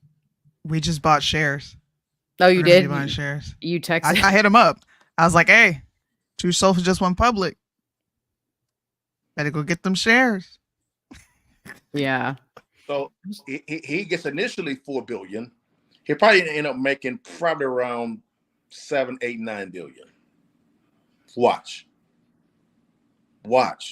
He's effectively used the stock market by going public, and he's probably 10, 20x his real estate portfolio by doing this. Remember, he's 73 years old, right? Yep. When you type True Social stock, when you type True Social, stock is the second link on Google. Listen, this is how these people make money. We're doing insider trading. Trump he just ain't doing it the way they do it. He's like, "Hey, bro, I'm going public." Right. Get on it. And the thing about it, guys, is by doing it this way, he's supercharged his valuation by going public. He supercharged it. So remember, he's been in real estate he's 73. He got in when he was probably in his 30s, I believe. He's been in for 40 some odd years. 40 some odd years. It took him 40 years to get to $10 billion. It took him 1 year to go to $4 billion. Isn't that crazy? That's crazy. 40 years, 1 year to go to 4. It's ridiculous. Yeah. Sick. I wanted to read. So this is what he posted on True Social today. He said, "Through hard work, talent, and luck, I currently have almost $500 million in cash, a substantial amount of which I intend to use in my campaign for president. The often overturned political hack judge on the rigged and corrupt AG case, where I have done nothing wrong, knew this, wanted to take it away from me, and that's where and why he came up with the shocking number, which coupled with his crazy interest demand. It's approximately $454 million. I did nothing wrong except win an election in 2016 that I wasn't expected to win. I did even better in 2020 and now lead by a lot in 2024. He's correct. That was the whole plan. That was the plan. I ain't gonna lie to you. It was the ruling was pretty, from a strategy standpoint, was pretty genius. Yeah. But you're dealing with a entrepreneur who's always strategizing all the time. He lives paranoid. Yep. He's really kind of an alpha male. He really is in that space. He really is. So it's just, I knew he had a play. So he'll let them have their day, which is fine. But just wait. As soon as she begins to try to take those buildings, guess what's going to, it's going to get it appealed right up to the Supreme Court. Uh-huh. And they're going to chime right in. We'll take it. She going to be mad? We'll take it. Oh, man. Sure will. We'll take it. And you best believe at the end, they're going to be paying him. Mm-hmm. Thanks. Dang. This is getting good. Chess. What's the price for it? Well, the company that's buying him right now, it rose from $10.15 to $53 to 70 cents. So y'all better catch it while it's low, because it's gonna keep going up. And you better believe he actually still owns some stock in that company. He's not dumb. He's not dumb. So he has a second windfall of cash coming as well. That's why when people ask me, Dad, do you start universal stocks? I say no. I'm not against stocks at all, but I like preferred stock. Preferred stock is the stock that is owned before you go public. So what Trump, Soonie's buying what they call common stock after public. Look at that. How dare you? Soonie's buying common stock. Hey, it's okay. I'm still a commoner. I'm trying to get to the level of preferred. He said you buying that common folk stock. And I need to be able to invest in True Social, and then I can have that. So that means don't be talking shit about my baby now. Don't be talking shit about. Oh my god! Now that you're invested, I'm gonna make money off of him. What you mean? Now that you're invested, be nice. I can talk junk and make money off of him all day. So my junk, at least my junk is nice. Soonie, you're really good at researching this. Research when the next census is. The next census? Yes, because have you guys ever wondered why is the border just wide open? They want to boost the numbers for sure. They want to boost numbers. They can't vote, but what positive comes out of an open border for the liberal side? It's tied to the census. It's tied to it. And a black Democrat lady in New York said it best. What they're trying to do is they're trying to add more numbers to those sanctuary cities so that more seats are created, because those illegals are now counted in the population numbers. The next one, well, they do it based on, like you said, population change. And the next one will happen December 2024. Exactly. Now that's after the election. Yes. And so they're thinking at post-Trump. They're thinking that. That's why Biden signed that executive order. Now, can it be reversed? Sure. But after the census is done, what's it going to do? What's going to do? They've already ready. You just brought up a good point. So, more seats. But you just brought up a good point. Dang, this might scare people. I don't know if I want to say this. Don't put on your conspiratorial hat. But they are predicting by 2030 there will be no more census. Why? Because the cows, the red cows, the red heifer. This lady. No. If you guys know what Agenda 2030 is, if you know their overall goal, which is you will own nothing and be happy. Correct. There Yeah, won't be a communism. need. There won't be a need. In my opinion, the census is just to gauge where the country is. They break it down by income, race.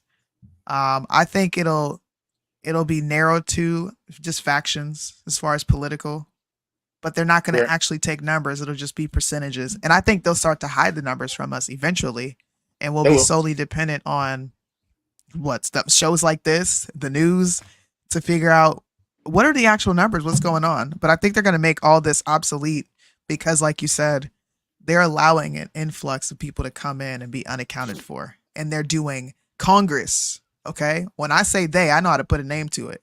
Congress is doing absolutely nothing to stop it. Nothing. And they are fighting Texas, which is a border state, on how they can do it. And they're trying to make all these decisions landmark at the Supreme Court so it can set precedents. Now, luckily, we have a decent Supreme Court that is ruling in favor of the Constitution. But that can very well change depending on who's in office, Republican or Democrat. Yep. Got to see what's happening in the future. They're talking about, I don't know if you heard about it, Vivek Ramaswamy will not be his VP. They talk about him being Secretary of... It's going to be Tulsi Gabbard, bro. I'm telling y'all. Secretary of Treasury. They're talking about he's looking at Ted Cruz for Attorney General. I know. Somebody else said that. Yeah, Ted Cruz, man. He's bad. I'll give it to you. He's smart as hell.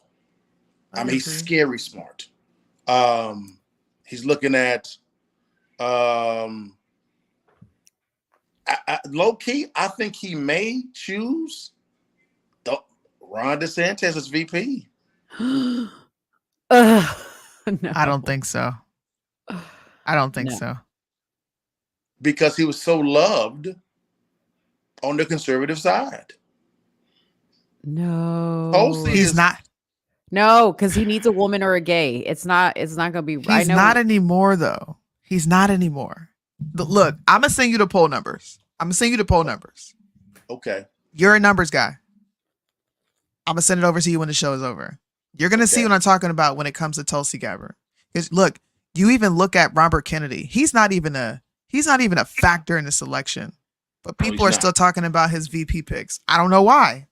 But I find it interesting that we're still talking about his potential VP picks. And I find it interesting that Trump touted Tulsi Gabbard himself when he did an interview, not anybody else. Just look at her policies. Look at how she shifted, and look at where she aligns with Trump. She shifted a lot. She really has. I wouldn't be surprised if it's Tulsi. I think that my pick, I would have picked my top three, I would say would be Byron Donaldson.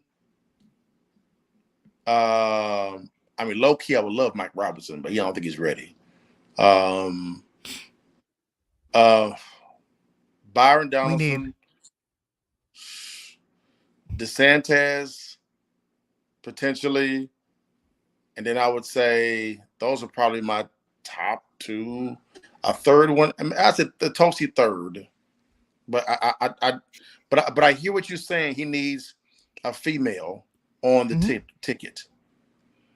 Look, between Patty Power, these are betting odds in the polls. Patty Power and Betfair. Who's Patty Power? On Real Clear, you can see the betting odds in the polls.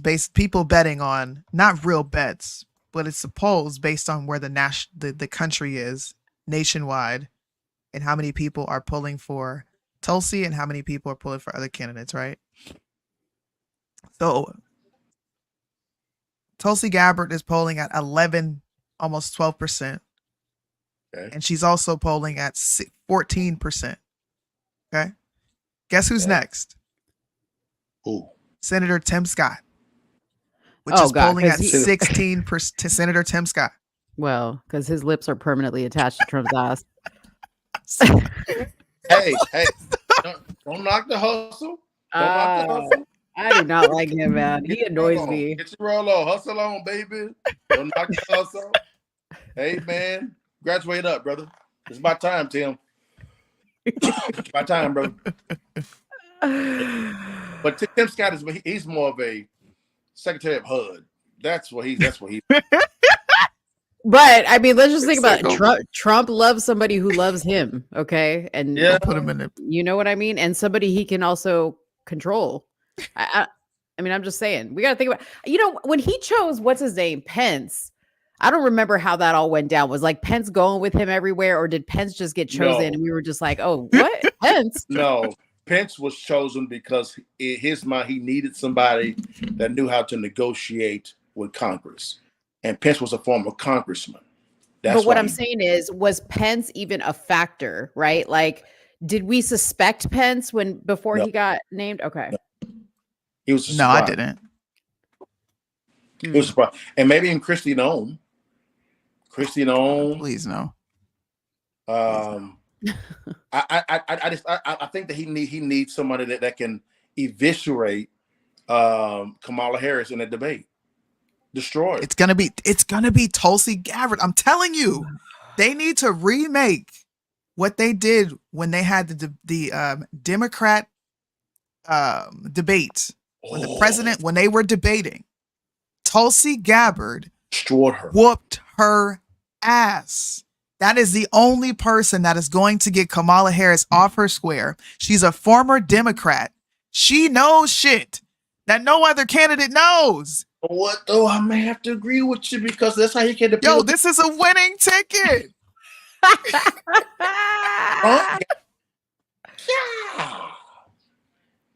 I'm telling you.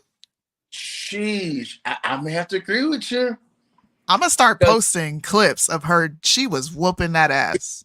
If he chooses Donaldson, she can say, "I'm a woman. I'm a victim." Yep. If he chooses, they need to be Kristi Noem, I'm black, you're white. If he chooses Tulsi Gabbard, is Tulsi Gabbard is she she's Hawaiian. Is she gay? So no, she's married. She's married to a man. She's married. Yeah, she kind of fine too. Anyways, Tulsi's gorgeous. Sorry.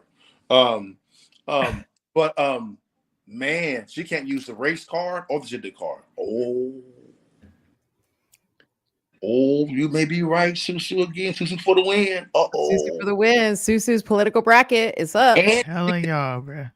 She can talk strategy, policy, and she's polished. Yep. And Democrats and women can vote for her. Hey, look, NBC. I follow. This is the only way I come up to my conclusions. I follow behavioral trends and I follow headlines. When you see the media constantly flashing shit before your very eyes, it's called predictive programming. Expect something like this to be in the future. I'm telling you, she is going to be the pick. It only makes sense if we're talking strategy, if we're talking who's actually going to beat Kamala Harris and who is going to galvanize the liberal, independent, not progressive, we'll say moderate vote. It's Tulsi Gabbard. I don't agree with her on a lot, but she's the only pick. Kristi Noem can't do it. Trump needs to win this not in a landslide, because it won't be a landslide. He needs to win. And this right here, that's the dark horse. She won't accept Robert Kennedy. That's a failing thing. She won't. She'll accept Trump's. Kristi Noem already said no. So she's like, no, I'm Kari Lake, she can't win nothing. Leave her ass in Arizona. Let her be a representative. Be a senator. Because what's her name? The other senator, she's not running, so it's really hers to win. If she loses this one, she just sit her ass down, shut up. Kristi Noem, Tulsi Gabbard, yeah. Conservatives already like her. They touted her 2 to 3 years ago. She spoke at CPAC. She goes to CPAC every year now. Ever since they've had her there the first time. She's going to bring over a lot of votes. A ton of votes, women and liberals. And you know what? I don't like Trump, but I can't vote for Biden. He trash. Apex was the one. Apex was the one who said it, and I was like, nah, I don't like her. No, but then I started thinking about what he was saying, and I was like, I started looking at her policy, and I'm like, dang, she's kind of on par with Trump when it comes to international and foreign politics, foreign relations. She is. I would say when it comes to Department of Defense, if anyone, Donald Trump Jr., Donald Trump himself, anybody on his team, y'all watching this, please go get Alan West. Please. Because Lloyd Austin is killing us. Please. We need somebody that can go out and kill folk. I mean, like, you know, defend America. America against terrorists, foreign and domestic. Okay, I'm right there with you. Alan West is the best bet. Because he was going to pick, because Alan was actually in the top 3 in 2016. He decided to go with Bad Dog Mattis. Yeah. Stop playing, Alan West. Stop playing. Ted Cruz, Attorney General. Real talk. I want to put. I was a Ted. I bring on Ted, man. We're pressing at the same time. I bring you on Ted, but Ted, you're gonna have to be a bulldog, bro. I need for you to come on there and rattle some stuff. It can be all no. It should be. We should do a bracket. I'm down to do a bracket of, like, you know, who the cabinet members are going to be: VP, Attorney General, Defense Secretary, Secretary of State, Secretary of HUD. I like Vivek. I thought Vivek would be a better Secretary of State. But I think he's going to bring back Ben Carson for HUD. Honestly, Ben Carson, he should be secretary. He should be Secretary General. The medical guy. Be that, brother. Yeah, yeah, that is true. That is true. Yeah. Secretary of State. Stay in your lane. Yeah, I mean, for real though, it makes no sense. Talking, he be boring. Just be talking like that. He is, and people say he needs to be the VP. Like, y'all, shut up. No. Secretary of State, I would say, for the first choice was Vivek, but he'd be probably the Treasury person, and I think he's qualified for that because of his business background. Yeah. State. Damn, who'd that be? I don't know. Jeez. I'm having a hard time with that one too. I tell you this. Ramaswamy would be decent. The Fed chairman, I would not use power. I would say Jamie Dimon. I need to look into that person. Jamie Dimon. That's how Jamie Dimon is. I gotta check that out. Jamie Dimon is the chairman and CEO of JP Morgan Chase. Oh. When he speaks, the world listens. Okay, yeah. I think I follow his dog. Yeah. Powerful. I know who you're talking about. Secretary of State. I'm trying to think if we have any congressmen or senators that actually have some business experience. You know what I would say? Secretary of State? But this is only if he is American. I think he's an American citizen. Kevin O'Leary. You're saying you don't think he's an American citizen? I think because he was born in Canada. Yeah. He may have dual citizenship, Canada and the U.S. I think if he does, Kevin O'Leary, Secretary of State. Yeah, he's been on fire lately in the media. I love him. We got some new viewers that are on the opposite side of us politically. Oh, nice. And I wanted you to see it because although Discord is a niche, right? It's like a niche realm. This is where the people who aren't informed about voting, they're not informed about where candidates stand as far as policy goes. A lot of people can't even tell you what do you mean policy?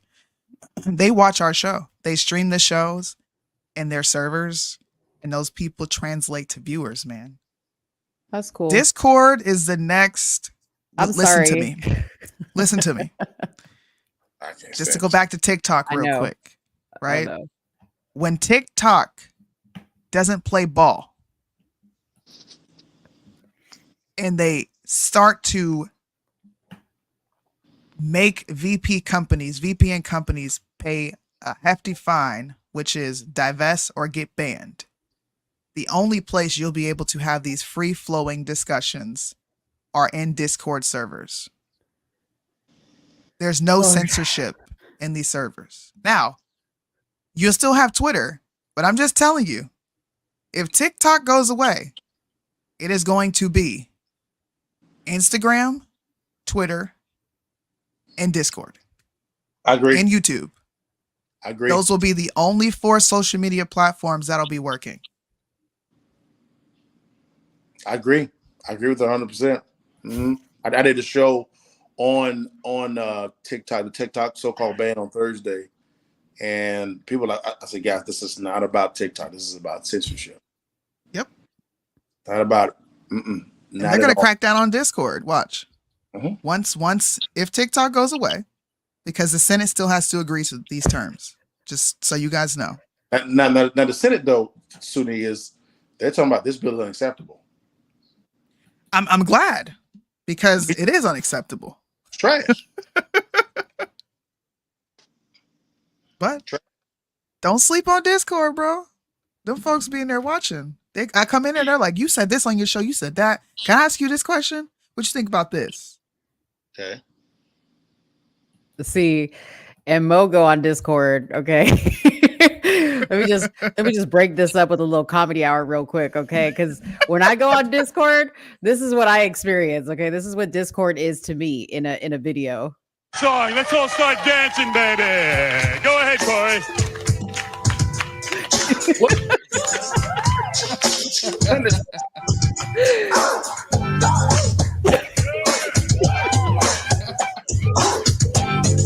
You ain't right. You ain't right. See, okay, and this, if y'all don't get what I'm trying to say, is there's some weirdo singing a song, people are cheering for him, there's a midget to the left, a regular dude in the crowd. Yeah. That's how I envision Discord, if I could see your faces. And Ray, thank you so much for joining us from Discord. Just know I give the people of Discord a hard time. Okay, don't take it personal. It's not about you, but it's a weird place. That's all I'm gonna say. I think Brenda Lee said that real quickly, that he can't choose Jamie Dimon. I would say, why not? And I would say, if not him, who? Because Powell's I'm gonna let you. Powell's doing the best he can. He really is. And to be honest with you, Congress is screwing things up. So is Biden. Mm-hmm. Screwing things up. So I don't know. We'll see. But I can say about this whole election, Trump has to win by a landslide. Yeah. By a landslide, because they're trying everything. Everything's on the table with him. Everything's on the table. And it's sad. Y'all, it's sad. Yeah. We's in trouble. We's in trouble. But I enjoyed the time, guys. Hope I added some value to the always stream. Y'all doing a hey man, y'all buy some damn merch. Stop being cheap. Buy some merch. Give to their Venmo account, whatever it may be. Buy some merch. Support these two young ladies. Every Tuesday and Friday, they're giving y'all wisdom, knowledge, and, okay, comedy specifically. Mo, I'm still. You haven't did your thoughts with Mo in a long time. Oh man, because Mo. Thank you. I know they would give me a hard Thank time you. about that, Who cares? but it's so organic. I have to actually have thoughts that come to mind that I have to question. It's just hey guys, buy. You see it. That's your partner. Yep. I got a couple of them come to the crib right now. Matter of fact, well, you know what I may do, guys? Announcement. I may end up buying a couple of these hoodies, and having a little bit of a raffle, and giving it away for free. Let's go. Mm-hmm. Let's do a raffle. Do that, guys. And I may have another surprise for you guys as well, also. So stay tuned. But hey, support these young ladies. They getting it in, guys. They killing the game. Love them to death. Support them, guys. Just support them. Support. We appreciate that. Help us, please. Help us, please. We do got some new merch up here that I put together. What is that? Earth is ghetto. That's all Susu. I didn't know you put this up here. Earth is ghetto. I didn't see that. Yeah, so I have like little mini meetings with Liddell, and I'm like, hey, I'm about to update the website, and then I like to see what it looks like before I just like tell people, hey, go check it out. And I was messing with the designs. I was back here for like 3 hours messing with the designs. Like, do you like this? You like this? And then he finally settled on design. I'm like, okay, you like this? Let's put it out. And I took it to Discord, and they were like, dude, that's hard. Where can I go buy this? It's live. It's up. But wait, show. I don't even know what's on there. Show me all the new stuff.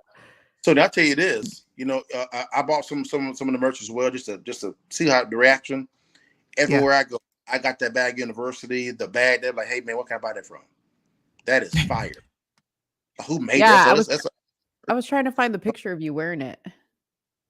If you go to More Than a Barber podcast on YouTube, I was interviewed there. I'm wearing it there. Oh, on YouTube. Doing the entire thing. What else? I don't know. I was on a couple other podcasts as well. Also, I'm wearing it too. But they love it. I got the bag. But yeah, I'm making a huge order when I get back in town. I'm out of town on business, guys.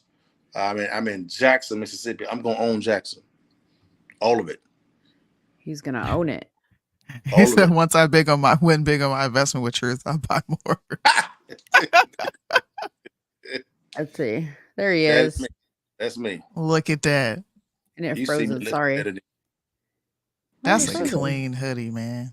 Dang, that's clean. It is. Everybody's like, I love that hoodie. I said, yeah, me too. That's why I got it on. He's in the all white. You see it. I look better than you. Hey, I made you some hats to go with that. I will. Them I'm hats are fire. I'm sorry. What hats? We're gonna start going hard in the paint, guys, on the merch in the month of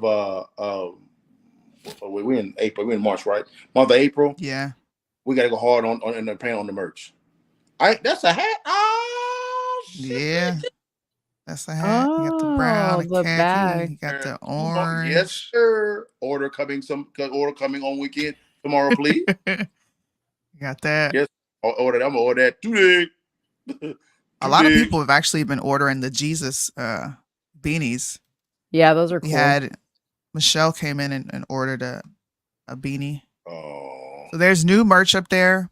I'm actually happy with these picks. Me too. There's a Kingdom Citizen line that I'm pretty much done with. We gotta push that. That's I'm trying to get this to Bryson. I'm trying to put together a dope package that I know people are gonna wear before I just say, hey, go buy the merch. I don't mind doing it here because you guys are viewers and we want you to go purchase the merch. But when it comes to like influencers and getting brand ambassadors, you got to have your stuff together. You got to have merch that coincides with the hat, that goes with the shirt. I haven't got to pants yet because there's just not any decent pants that are being offered right now. So I'm working on that too. Thank you, Jim. Judy said, Liddell, we need to clone you and make big money. Oh, thank you. If you guys want to go, if there's only one, if you guys want to go to the site, it's right up here, titmmerch.myshopify.com. Yeah, guys. Support them, guys. Support them, guys. My goal is to really blow this up for Soonie and Mo. Let's go. Whatever happened to the links that we could people could click on it like right from here? Remember we used to have that was on on the other platform.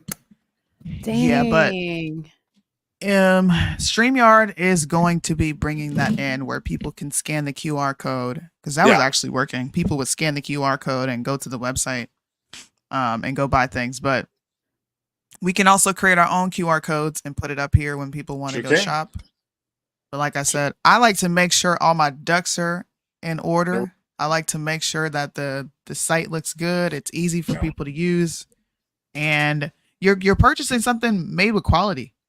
Like a lot of time and effort goes into these designs, just so you guys know, to make sure that people would actually wear them.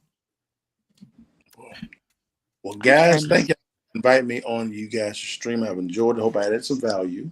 Bye. Yes, you did. Guys, y'all have a good night. Finish the show strong. And Mo, bring back the thoughts segment. I will. Got to work this brain. I think the world is so puzzling to me in general. It's hard for me to just like distinguish. You should do a segment on Mo, the illegal immigrant. Mo, the illegal immigrant. I'm not an illegal immigrant. The thoughts of an illegal immigrant. Should I pretend? Thoughts of a Jew. Well, I'm Jewish too, so thoughts She's of a Jewish, Jew. yeah. She just found out she's Jewish. Yes, 1%. You know the one drop rule. You know the one drop rule. The one drop. Hey, Liddell, I'm trying to listen, I broke it down. I said, man, my ancestry says I got 16% in Africa, 1% Jewish. I got Latin. I could get out all the reparations. Okay. Both sets of not the reparations. All the reparations. The thing about it is I have a lot of Cherokee Indian in my family. Yeah. See, you too. So does Soonie. It's not Cherokee, but Soonie got Indian. Mm-hmm. Yeah. Yep. You better cash it. Hey. Cash. Y'all go for it. But guys, my wife, guys, man, God bless you guys. Bring it back, Mo. Stop playing. Okay, I will. Right. Good night. Thanks for coming on, Liddell. Oh, that's funny. I dropped the link in the chat. You guys can click it from there. Go check out some of our merch. Go make some purchases. We actually hiked the prices down so that more people could afford it, and we also give a 10% discount off after your first purchase, so you can come back and purchase some more stuff. And I'm sure we'll get as everything starts to grow, we'll have more sales, more things for you to be able to purchase. But we got to get people buying it to offer sales. Thanks.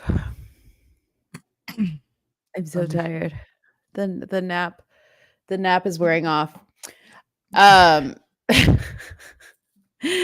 me play a fun clip really quick. Not a fun clip. Okay. It's not that much fun because we have to listen to these annoying hags. But I wanted to play the clip from The View of them saying men are useless. Oh, God.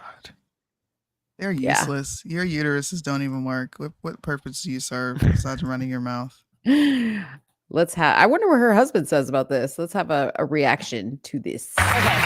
So there's this clip going viral online of a dozen women being asked the following question. Do we need men?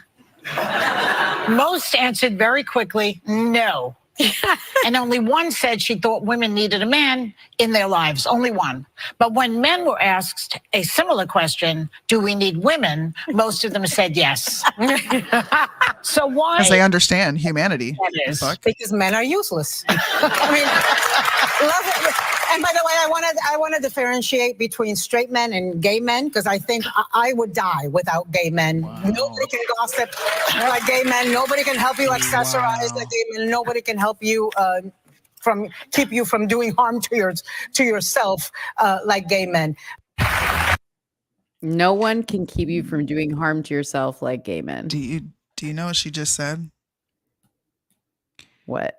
You are useful to me when I can use you for my how do I want to say agenda for my but it's like personal things though. Like as long as you can tell me that I look good in this dress, you're useful. Oh yeah, as long as you'll sit and gossip, and gossip with me, you're useful. You need penises to keep humanity going, which is why men understand that they need women because if they don't have us, their legacies don't continue. Yeah. It's like that simple. Yeah. You're married, ma'am. I bet you your husband is cheating on you with the finest young thing out there, and you just don't care. I don't Because blame it's a me. sense of comfort for you. Like if he's out there doing his thing after you just sat your old fat old dusty crusty self saying men are useless. I said it. I bet you he's out there and he got a PYT, and I hope he's living his best life, because that was nasty. That just came out of her mouth. Yeah. And fucking emasculating. What's up, Marlando? This is stuff that people boost up in this society. I couldn't be no famous person or no politician. I couldn't do it because my mouth is too rough for that. I couldn't do it. Your mouth is too rough for that, you said? It's too raw. Oh man. Well, you know what? People don't say nothing. You know what's funny? So I was looking at the comments of the actual video on The View, and a gay guy commented, okay, and I want to say this because of what Soonie just said, and he said, "Oh my gosh, us gay men aren't a prop or a pet to make straight women feel good." Yes, you are. What? That's why y'all still around. That's why y'all are still around, because women find use for you.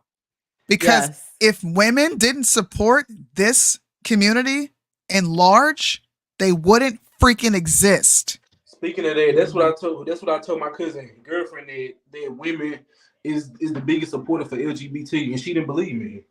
Yes, they are. If women didn't support y'all, you want to talk about not being accepted and I exist, men would make you obsolete. Yeah. That's very true. It's interesting though, because there's a lot of gay people in the comments of this video. One person said, "Well, I appreciate Anna loving queer people. She's close to tokenism, and I don't like that. Not every gay gossips, dresses well, or likes to party. I'm all for celebrating queerness, but let's not fall into the GBF trope." I don't listen. I have a gay friend trope. I'm not homophobic because I got a gay friend. Yeah. And then somebody said, "Imagine a panel of men saying this about women. Oh man, they would lose their Can we mind." have it? Can somebody make a mock video and pretend like they have it. a male version of The View and just have men? Women are useless. We don't need them bitches. Where Andrew Tate at? What? He'll gladly do it. Where Andrew Tate at? Yeah, exactly. Where's Andrew Tate? Yep. Oh gosh. That's funny. Anyways, but the gays were coming for her in the comments section for Right, sure. look, good on them. Rightfully so. Tell her about herself. Don't be tokenizing y'all. Yeah. Maybe they do know what it's like to be black for a day.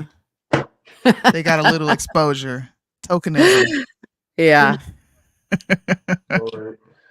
That's so funny. By the way, guys, Bryson is number 7 on the charts. Keep for buying his that album? album. Nice. Yeah. Nice. Number 7 on the charts. The last the last story I had was about Kate Middleton. If you guys don't know, if you guys haven't been sucked in by the millions of TikTokers that have been like making conspiracy video after conspiracy video, it really was quite sad. I refused to get sucked into it. The one conspiracy Mo wasn't interested in was this, because I had the feeling this was a nothing burger. And there was tons of people just making up crazy stories that she was getting a divorce, that her husband was cheating on her. She was a clone. That was the other one. She had been replaced by an AI robot. Well, today she revealed she has cancer. And what's interesting about that is now Kate has cancer, King Charles has cancer, and Sarah Ferguson all have cancer. So 3 people in the royal family have cancer. Now, the newest thing is, well, were they jabbed? Oh God! Because everybody were they? I don't know. I mean, I would assume so. They're British and royal. I mean, in this time, you gotta ask. Yeah, you gotta ask. It has been linked to cancer, allegedly turbo cancer. Yeah. Oh, somebody said something about turbo cancer. I was like, I never heard of turbo cancer. What is that? Is that what Losa has?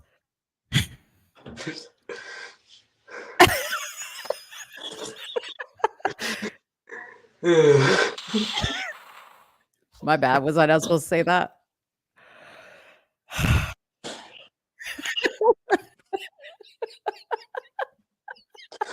Damn it, Mo. It's the end of the show. Let me be.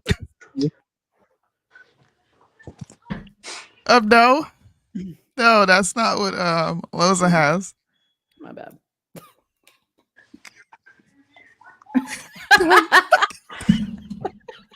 What is turbo cancer? Can you tell me? What did I say? Was it that funny? What did you say? Yes. This man is on all over social media talking about his cancer. You gonna say he got the turbo cancer? I don't know. It won't go away. He's taking all these herbs. He's taking all these herbs. He's taking the Sprycel. He got people paying for him, and the cancer won't go away. Lord have mercy. It's got to be turbo. It's got. Somebody gonna send him this part of the show. Oh Lord! And you're gonna have Loza online talking the most shit. You need to stop. Don't give people ideas. Freaking crying. Shut up. I done lost my whole train of thought. Okay, the question was, what is turbo cancer? It was allegedly a cancer that was linked to the vaccines. I gotta say allegedly. I had everything in my brain. You gotta look it up now because it's gone. Okay, hold I was just talking about this with somebody. Oh Lord, turbo cancer is an anti-vax myth. That's what it says on Wikipedia. Centered on Make the sure idea you say that so they don't censor us. It's an anti-vax myth, y'all. Myth. Centered on the idea that people vaccinated against C19, especially with mRNA vaccines, are suffering from a high incidence of fast developing cancers. The myth spread by a number of vaccine opponents and related influencers, including doctors, has no factual basis. I mean, are you sure he doesn't have turbo cancer? They said it's a myth.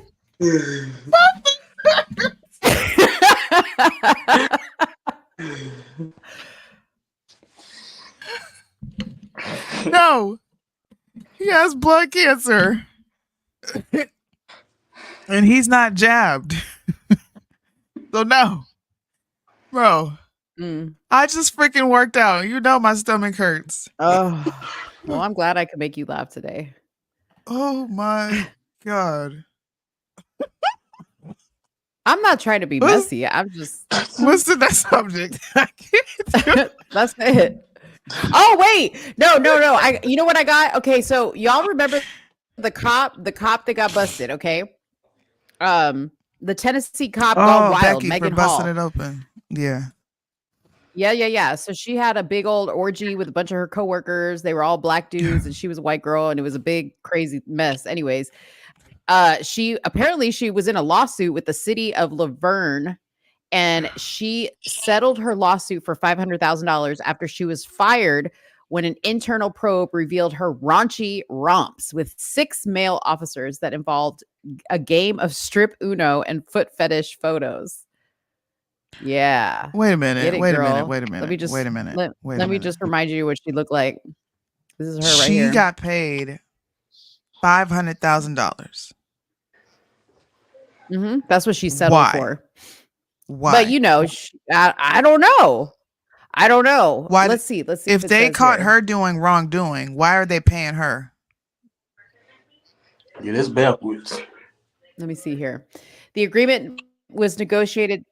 The agreement was negotiated between the attorney representing City Hall and the statement from the board. The city denies any admission of liability, and no taxpayer funds will be spent to settle this lawsuit. Laverne launched an internal inquiry late last year after a whistleblower came forward to report that Megan was having intimate relationships with multiple male colleagues and even on police property. In the course of the investigation, it emerged that Hall was having sex with multiple fellow officers, including Officer Lewis Powell, and they had carried out sex acts while on duty. When interviewed in the investigation, Hall said she had played a game of strip Uno, exchanged foot fetish photos, and played out wife swapping sessions with fellow officers. During one interview about the affair, Hall said, "I got stupid, I got desperate, I guess, and the guys are guys, and they'll stick their you-know-whats in anything."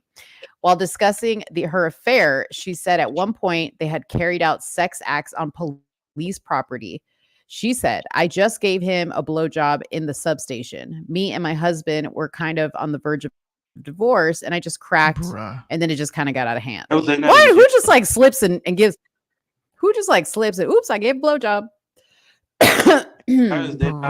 Okay. She said, I was going through a hard time in my marriage. I cracked, and then I decided to give a blowjob to like help with the hard time in my marriage. Okay. Right. Why is the city paying this bitch? Okay. Here it is. Hall claims that she was sexually groomed by her predator superiors, and she tried to kill herself. She filed her own lawsuit claiming that Sergeant Powell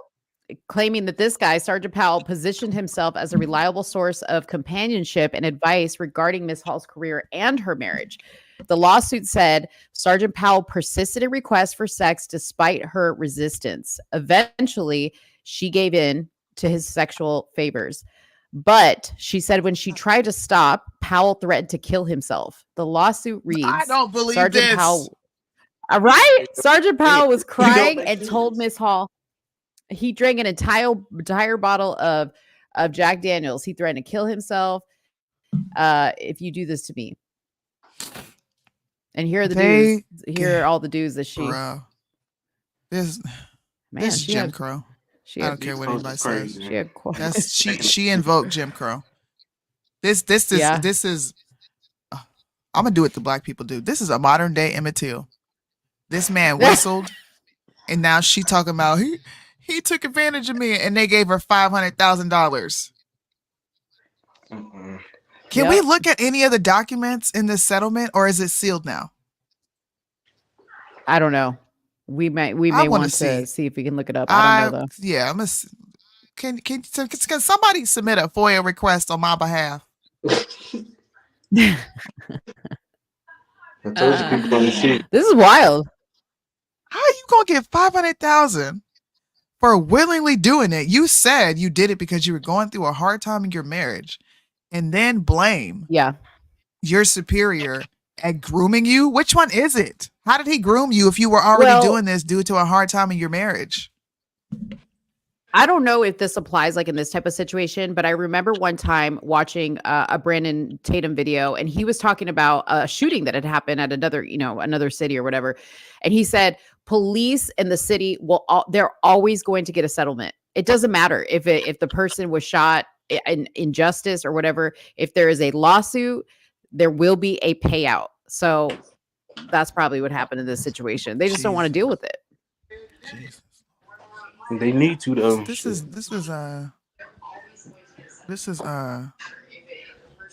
enabling bad behavior. Mm-hmm. Yeah. Like that's. Oh Lord. That's Thanks for crazy. coming up, Marlanda. We're gonna wrap up the show. All right. And get ready. Thank you for coming on. All I right. love that he's the one who comes on consistently. I know. It's cool. I love it. It's You cool. Me too them. Sure Bruh. did. Show did. I'm about to go blow the whistle and be a whole ass black woman and say, this is the modern day Jim Crow. How sway? Where the evidence? Where Mr. Ambulance Chaser himself? Ben Crump. Why you didn't Ben represent Crump. this man? A Yeah. white woman decided to put some allegations against him. And did they prove it? Because if not, then you just ruined this man's reputation again. Yeah. Putting his ass out on social media. Now, I'm not saying he didn't do it. I'm saying I don't know. Yeah. That's fucked up. Yeah. It is fucked up. I'm surprised it wasn't a big, I remember it being like a big story at the time because people were like, oh, this white girl had a sexual escapade with 5 dudes, blah, Yeah. blah, blah. But as far as like the actual meat of the story, it should be a bigger deal. I'm going to do a whole video on this. Ain't no way. All right. Ain't no way. Well, guys, thank you so much for sticking through almost the entire show. We were going strong with some viewers in the comments, and I love that. It's Friday, and it's the motherfucking weekend. You ain't got no job, and you ain't got shit to do. Mo's gonna be sleeping in. Well, I'm gonna try to sleep in tomorrow. We should end the show every Friday that way. You know what? Listen, I have been thinking for the longest time, like we need to have a tagline that is specific to our show. I don't want it to be that because that's not a positive influence. You ain't got no job and you got shit to do because that's insinuating our people. You're right. You know what I mean? You're right. But we gotta have a tagline for our show. We do. Yeah.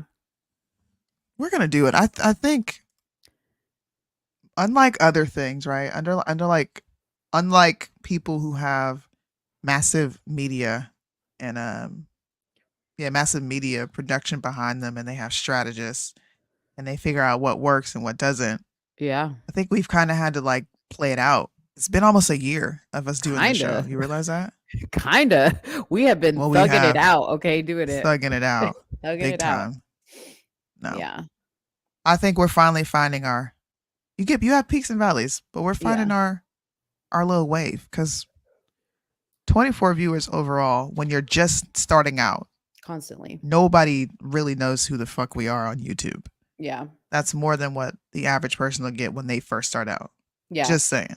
And after the video posts, through all the channels, like the Facebooks and everything, we get a good amount of views on the video, which is nice. And what's good is people stay watching the video. They don't just like pop in and pop out. Like they stay watching the video, which is what you want. That's awesome. awesome. Is people staying. So that's awesome. Helicopter looking for active shooter. Oh, where? Wow. I used to do shows like this back to back.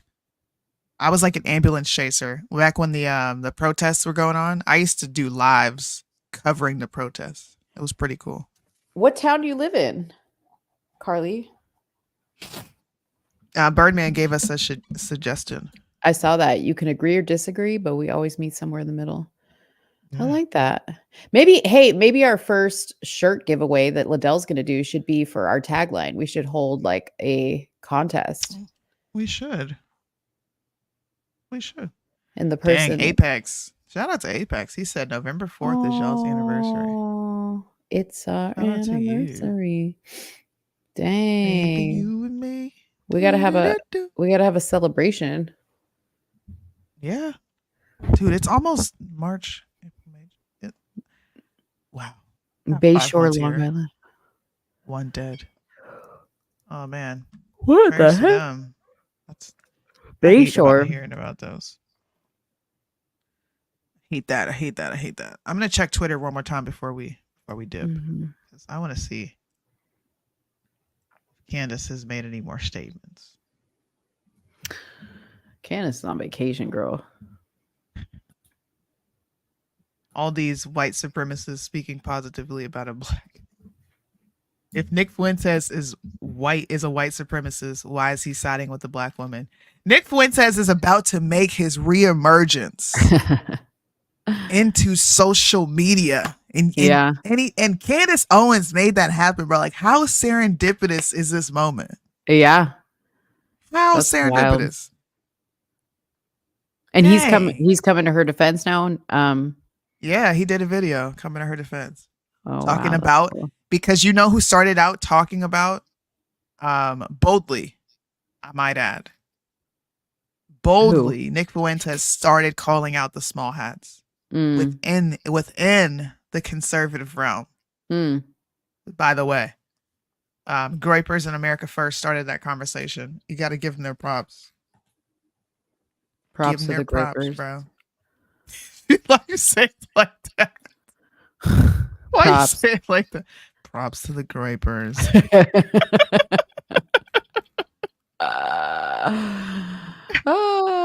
What Candace doing? Candace.